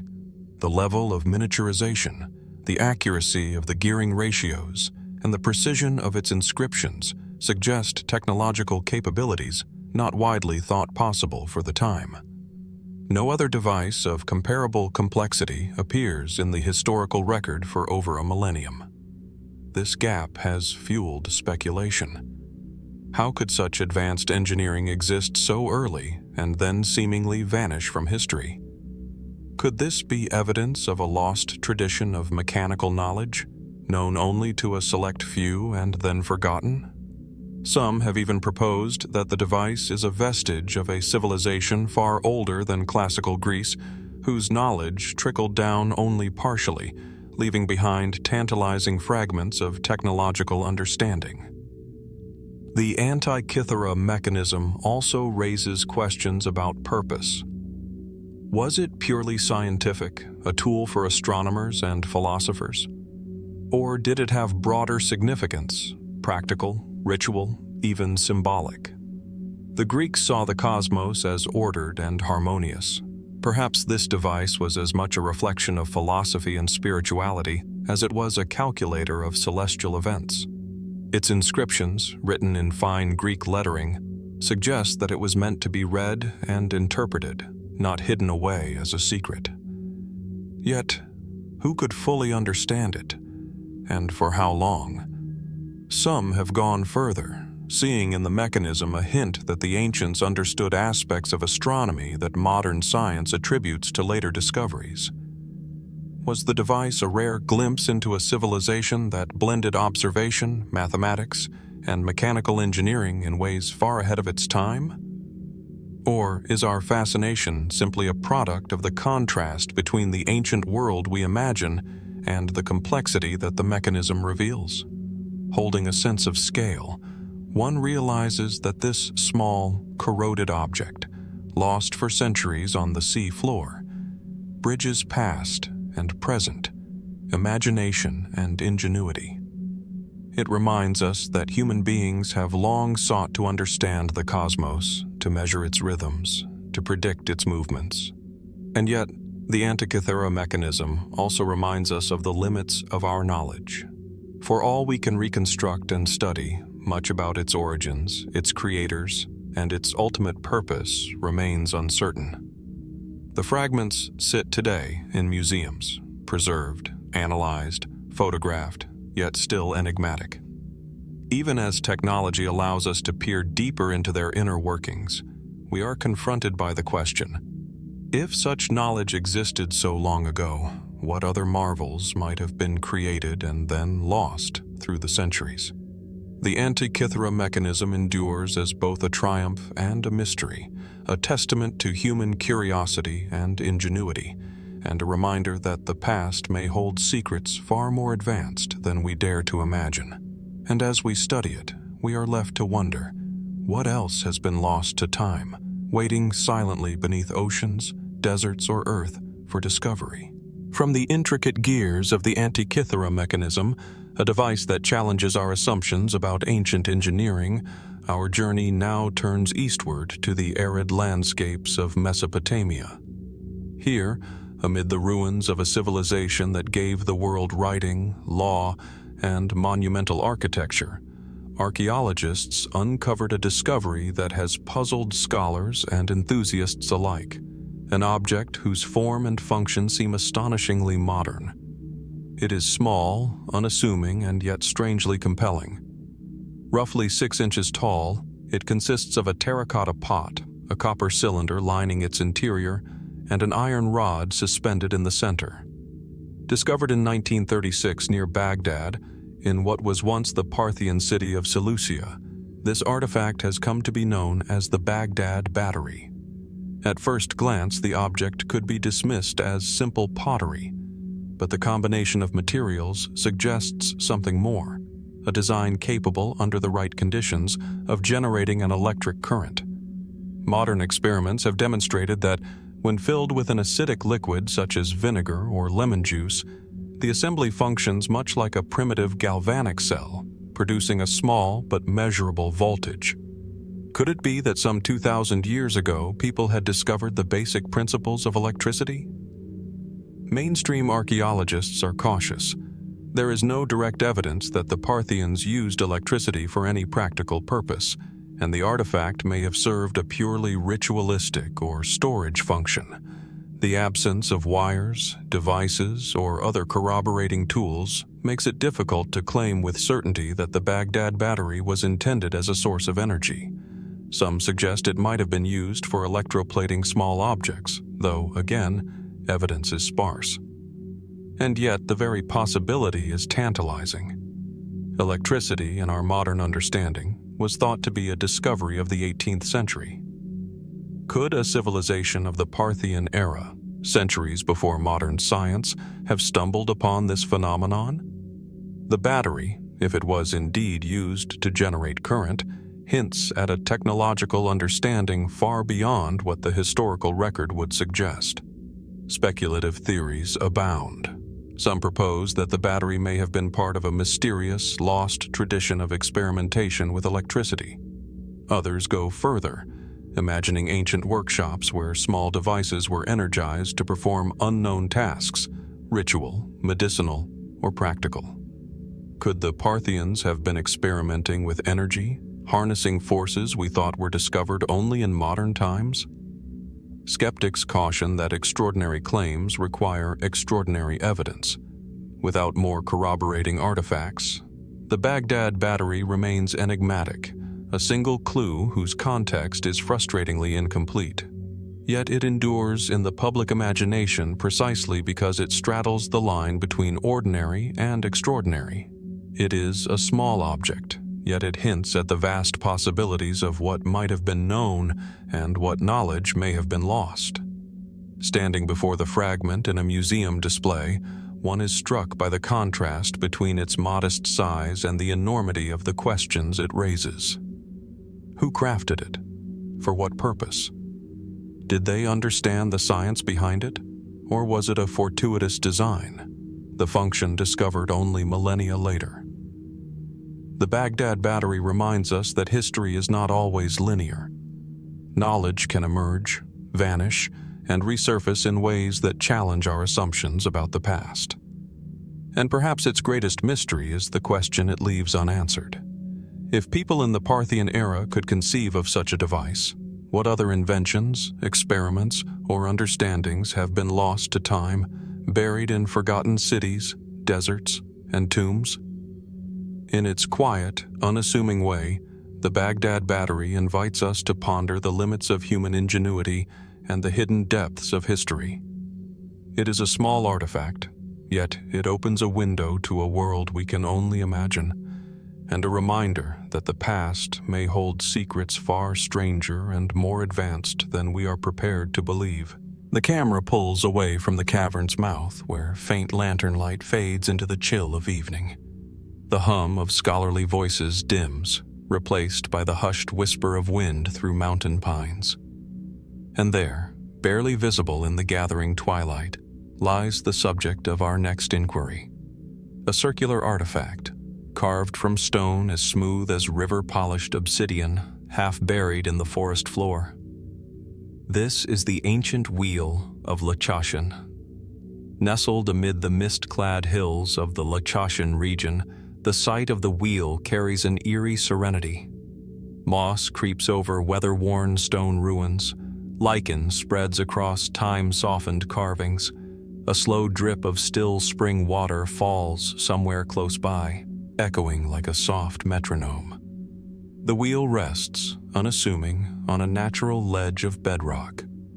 Ivy's delicate tendrils explore its outer rim. The air is cool, damp with centuries of accumulated moisture, and the scent, earth, slate, ancient stone, invokes a sense of both permanence and mystery. The wheel itself measures just under 9 feet in diameter. Its surface, uncharacteristically smooth, bears no overt inscriptions, no delicate reliefs marking known symbols. Yet on close inspection, faint lines form what might be a spiral, or perhaps the spoor of some unknown script worn nearly away by the passing of ages. The color of the material is a deep charcoal, soft to the touch, with flecks of mica catching stray light, tiny, distant stars embedded in stone. Archaeologists date the wheel to roughly the 3rd millennium BCE, placing it within the late Chalcolithic or early Bronze Age, based on geological analysis of the surrounding stratigraphy and a handful of organic remains found carefully embedded nearby. Radiocarbon dating of charred reeds, thought part of a ritual deposit, yields dates centered around 2500 BCE. Stone tool fragments recovered in the same layer align with known industries of that era in the South Caucasus. All of this seems to paint a picture of a carefully placed artifact, perhaps of ceremonial significance, rather than a casual, dropped object. Local researchers propose that the wheel might have served as a kind of cosmic calendar, perhaps marking solar or lunar cycles. The faint spiral could correspond to an ancient method of tracking the seasons. Similar circular objects, sun disks, cosmic stones, exist in other ancient cultures, though few match this scale or the unusual smoothness of its surface. And yet, even with these grounded suggestions, the wheel resists easy classification. Its craftsmanship is unlike anything else discovered in the region. The confidence of its shaping hints at tools or skills not evidenced elsewhere in the local record. How, and for what purpose, did people of that era fashion such an object? And why here, buried beneath forest and legend? The mainstream narrative invites us to see the wheel as a ritual object, something tied to the rhythms of nature, perhaps buried intentionally in a place of spiritual reverence. But the more one looks, the more subtle details tug at the edges of that explanation. First, there is the precision of curvature. The wheel's arc is extraordinarily uniform, far more so than most hand-fashioned stone objects of the period. Scholars debate whether this shape might indicate mechanical assistance, an early form of rotational carving. But, if so, what sort of pivot or lathe might have existed nearly 4,500 years ago? No traces of such a device, or related woodworking or metalwork, have been found in the surrounding settlement levels. Second, there is the material itself. Petrographic analysis suggests the stone does not match any local formation. The nearest geological match lies dozens of miles away across rough terrain. Transporting such a monolith would have required considerable effort. Did the people of that time harness human or animal labor in ways we have not yet discovered? Or did the wheel come as an offering from a distant community? Or did its presence indicate an as-yet unknown network of prehistoric trade and ritual exchange? And so we find ourselves at a crossroads. Grounded archaeological reasoning gives way to questions that seem almost metaphysical in their subtle strangeness. Could the wheel represent a remnant of a forgotten prehistoric knowledge? Perhaps it belonged to a culture even older, or otherwise unrecorded by the surviving material record, whose methods and beliefs lay beyond our grasp. The notion is speculative, yet the wheel's singularity demands it be considered, even momentarily. Some researchers invite another possibility, that the wheel may have served not only as a calendar, but as a device for projecting or focusing light. The mica flecks, smooth curvature, and subtle reflectivity might suggest that under precise conditions, a certain angle of sunlight at dawn or dusk, the wheel would glow or scatter light in an uncanny radial pattern. Though no replicated experiments have yet produced such an effect, local lore recounts stories of ghost lights glimmering around the site during equinox dawns. We cannot, with our present evidence, confirm these tales, but neither can we wholly dismiss them. Beyond that, the surface bears microscopic striations, tiny, nearly imperceptible ridges that run in concentric arcs. These are unlike natural polishing by water or wind. Could they be the result of deliberate mechanical abrasion? Or perhaps the marking of a symbolic language, now nearly erased by time?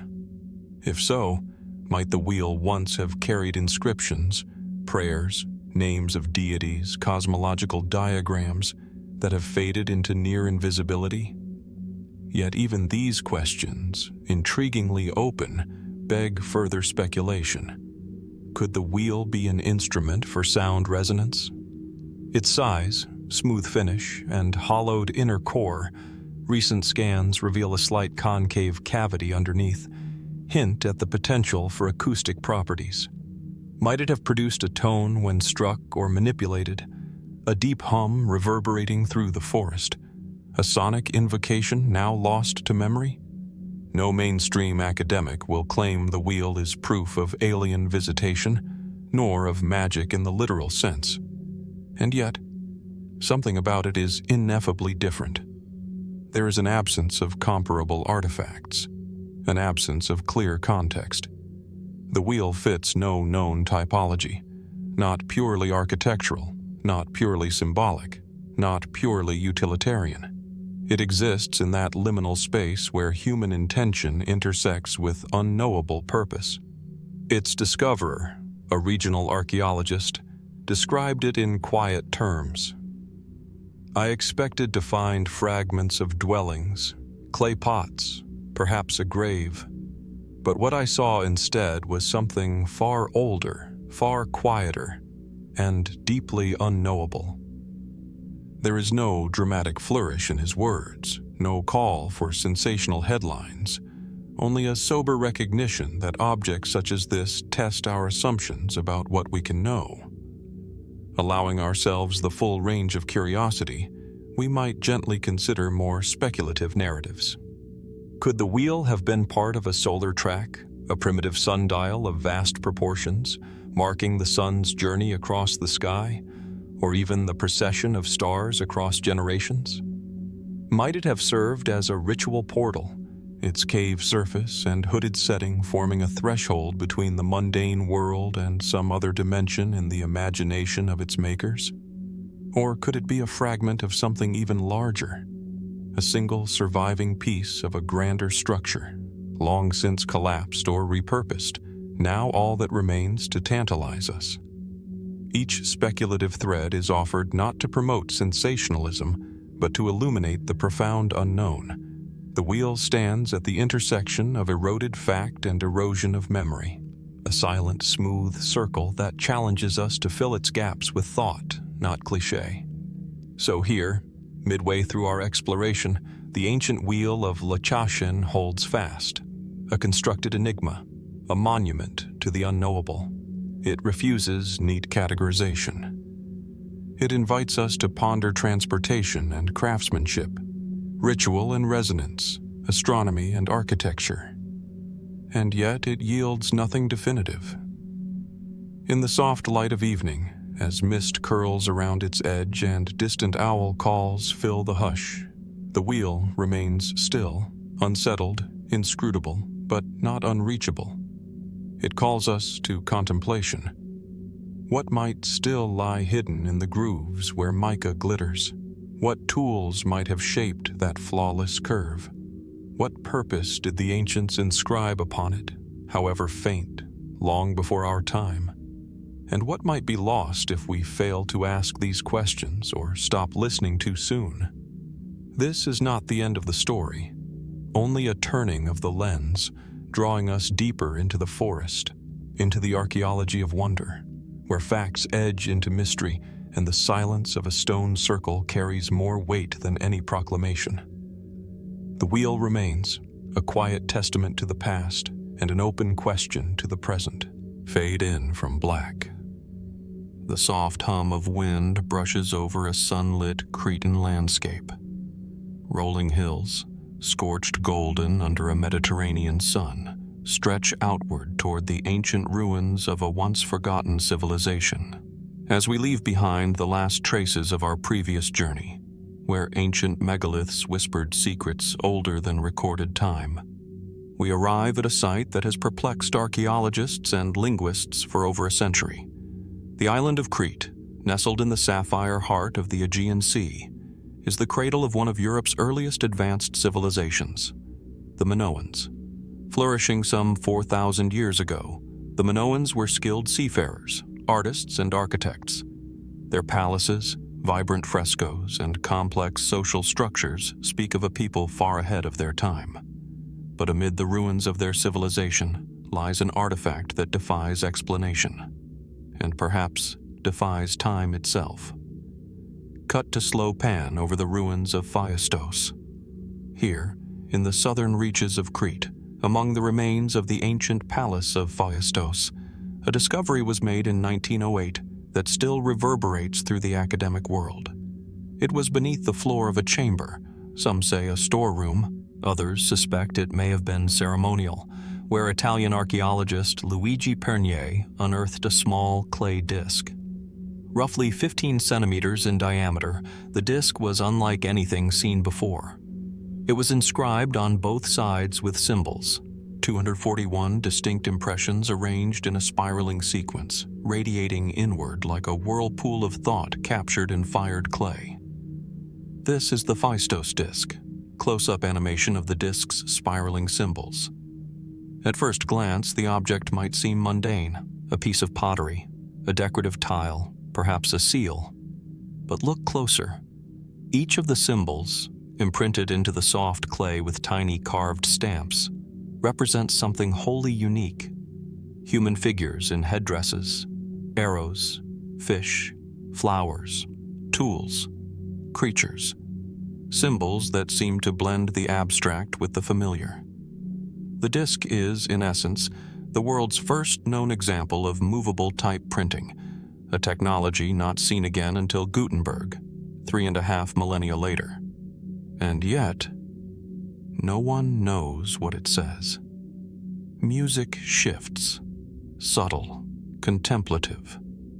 The symbols do not match Linear A, the undeciphered script of the Minoans, nor do they resemble Linear B, the Mycenaean language cracked in the 1950s.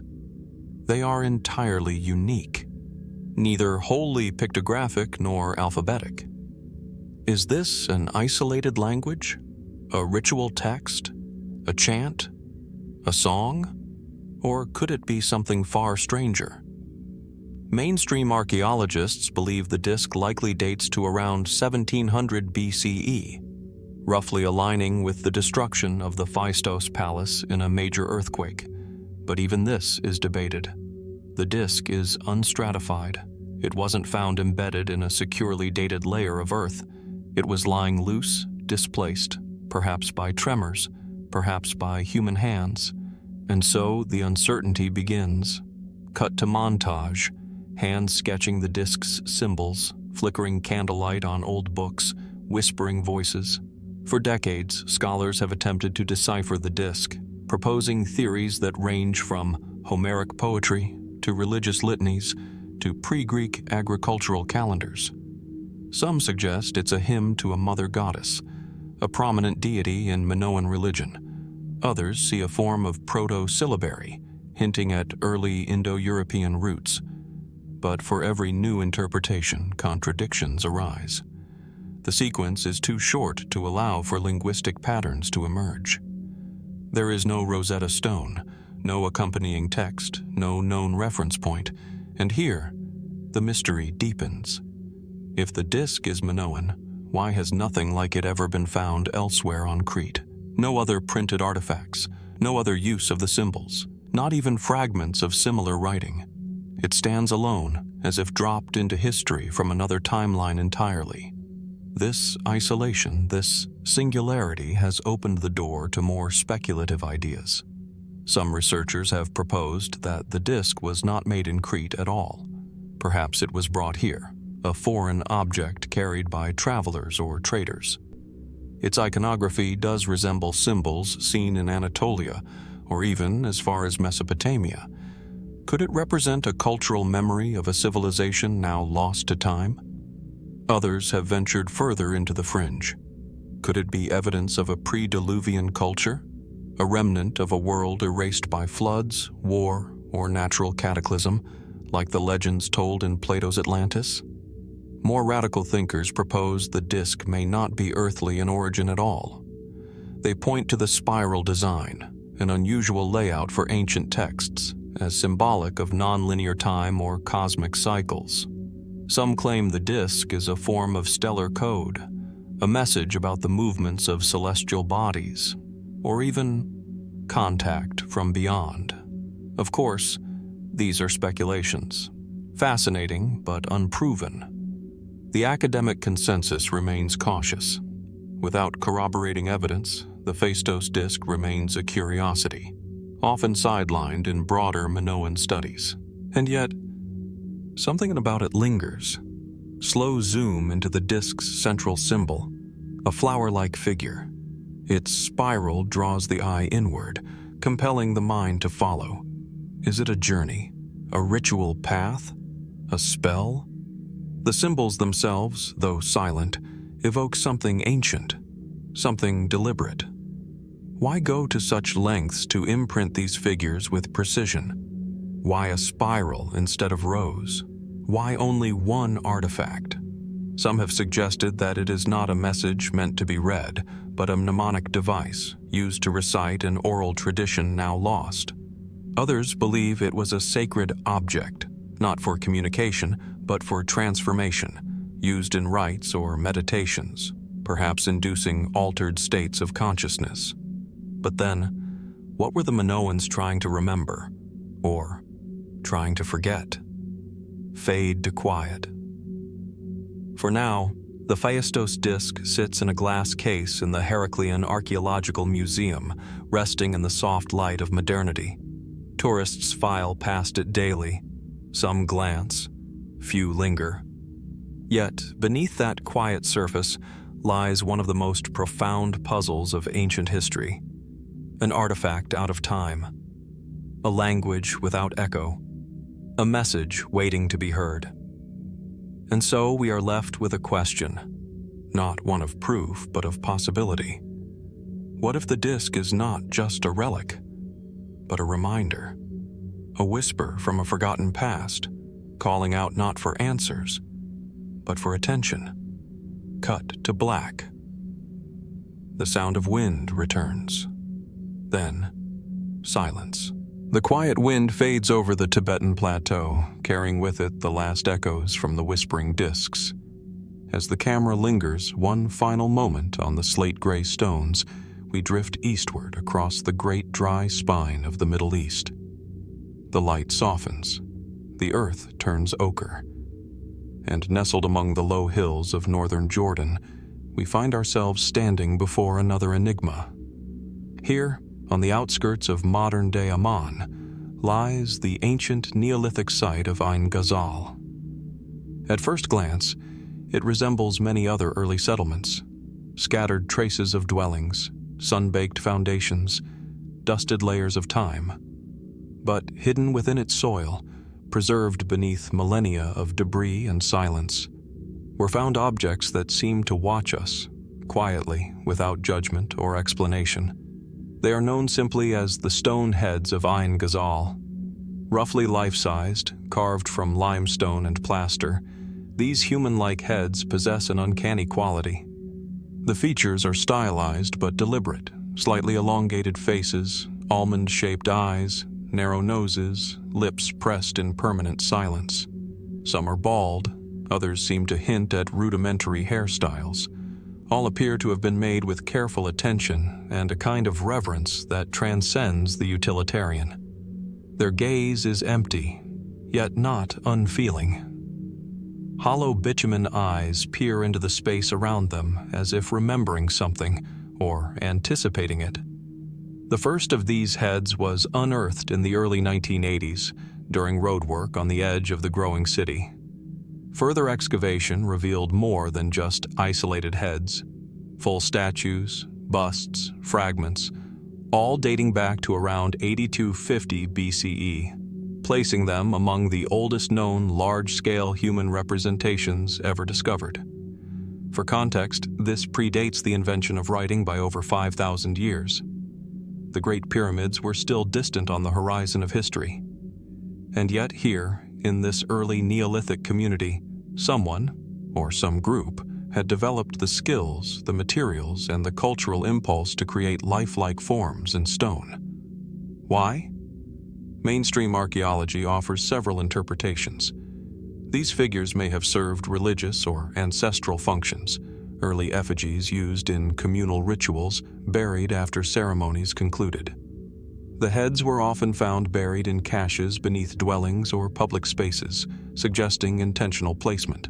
Perhaps they represented important elders or spirits of the dead. Perhaps they served as guardians, placed beneath homes to watch over the living. The technique used to make them is equally fascinating. A rough internal core, often of reeds or twigs, was used as a framework. Over this, artisans applied layers of white plaster, sculpting the form with fingers and crude tools. Once dry, the eyes were inlaid with crushed bitumen to give them an eerie, lifelike sheen. The result is startling. figures that even after 9,000 years seem somehow animate, and yet there is something about them that resists simple explanation. Some of the statues possess two heads, not side by side, but stacked vertically, one atop the other. This configuration appears in multiple examples and has no clear symbolic precedent. Did this represent duality? Was it metaphorical? A representation of spirit and body? Or simply a style whose meaning we can no longer decode? Others have unusual proportions: oversized heads, narrow torsos, ambiguous expressions. There is no clear uniformity, no school or signature. They are similar, but not the same, almost as though each was crafted from memory or imagination, not from direct observation. And while we may assume these figures were meant to honor the dead or to embody spiritual forces, they were often buried deliberately, not in graves but hidden beneath floors and communal spaces, as if placed there with caution or secrecy. Why conceal them? Were they simply discarded after use?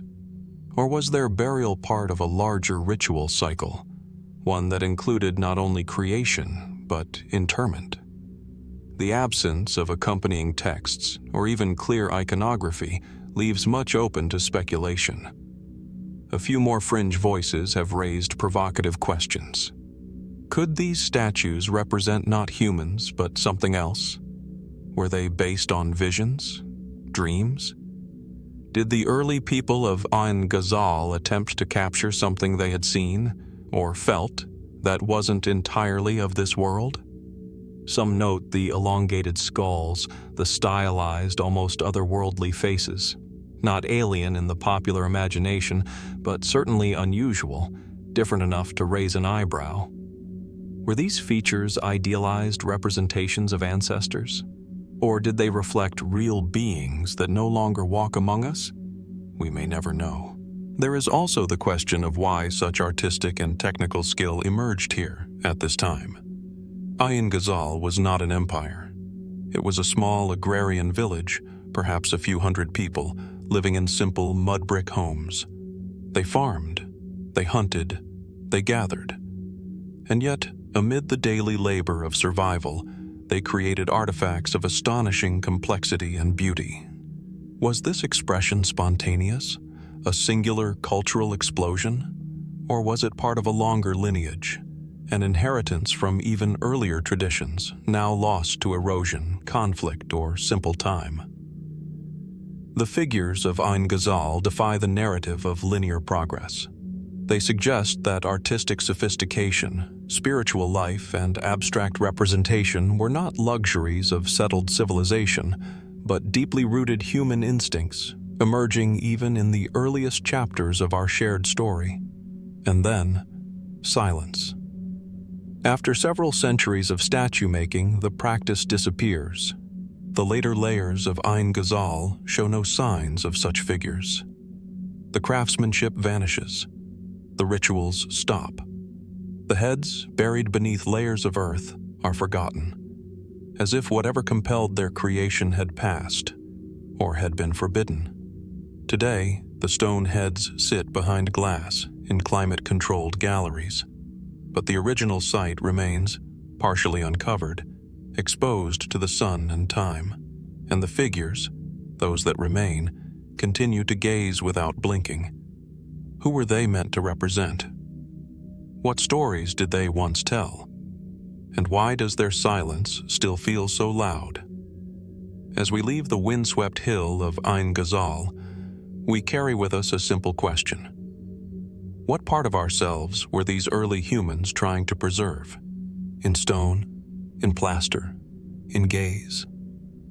And what part of their world have we yet to understand? The heads remain, watching, waiting. From the silent gazes of the stone heads of Ain Ghazal, whose hollow eyes have watched humanity across millennia, our journey now traverses the arid landscapes of northern Chile, where the Atacama Desert stretches in silence under a relentless sun. It is here, amid salt flats, rocky ridges, and the shadows of the Andes, that one of the most perplexing artifacts in the Americas was uncovered: the Copper Man of Chile. The discovery occurred in the early 20th century, when miners excavating near a remote region reported finding a life-sized humanoid figure cast entirely from copper.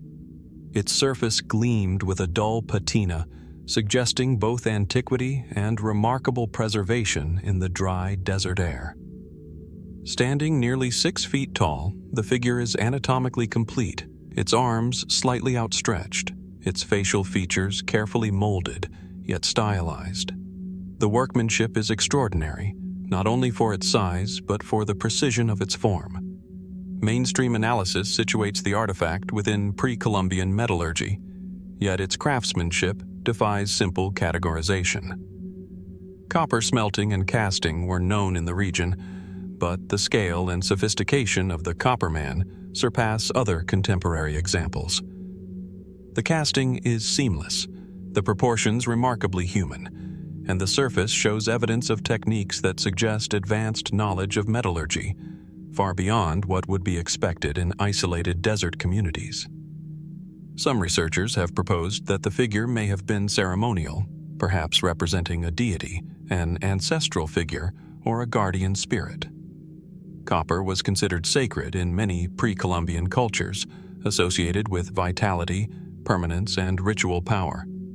Yet the Copper Man's precise purpose remains a mystery. Was it an idol, a funerary effigy, or a symbol of social or political authority? Or could it have served a function entirely lost to history, an artifact whose meaning and use are unknowable to us today? Speculative interpretations have emerged, fueled by the figure's striking realism and the apparent technical skill required for its creation. Some suggest that it represents evidence of a forgotten metallurgical tradition, a culture capable of manipulating metal with precision far exceeding its contemporaries. Others propose that it could reflect knowledge transferred across vast distances, hinting at interactions between ancient peoples whose technological achievements we have yet to fully recognize. Could the Copper Man be a testament to an advanced civilization whose secrets were buried along with its relics beneath the desert sands? The desert itself seems to amplify the artifact's enigma. Unlike tropical or temperate regions where organic materials deteriorate quickly, the Atacama preserves with remarkable fidelity. Yet even here, the Copper Man stands as a singular anomaly. No other figures of comparable size and craftsmanship have been found nearby.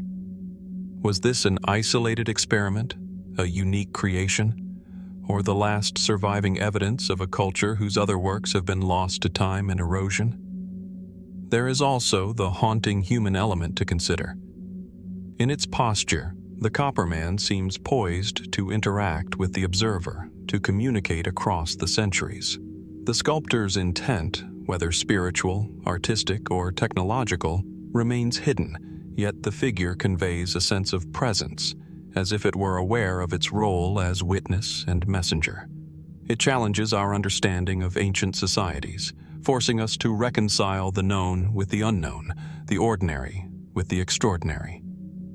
The Copper Man of Chile endures as a symbol of mystery, an artifact that bridges the tangible world of metal and form with the intangible questions of purpose and meaning. What society produced it, and why?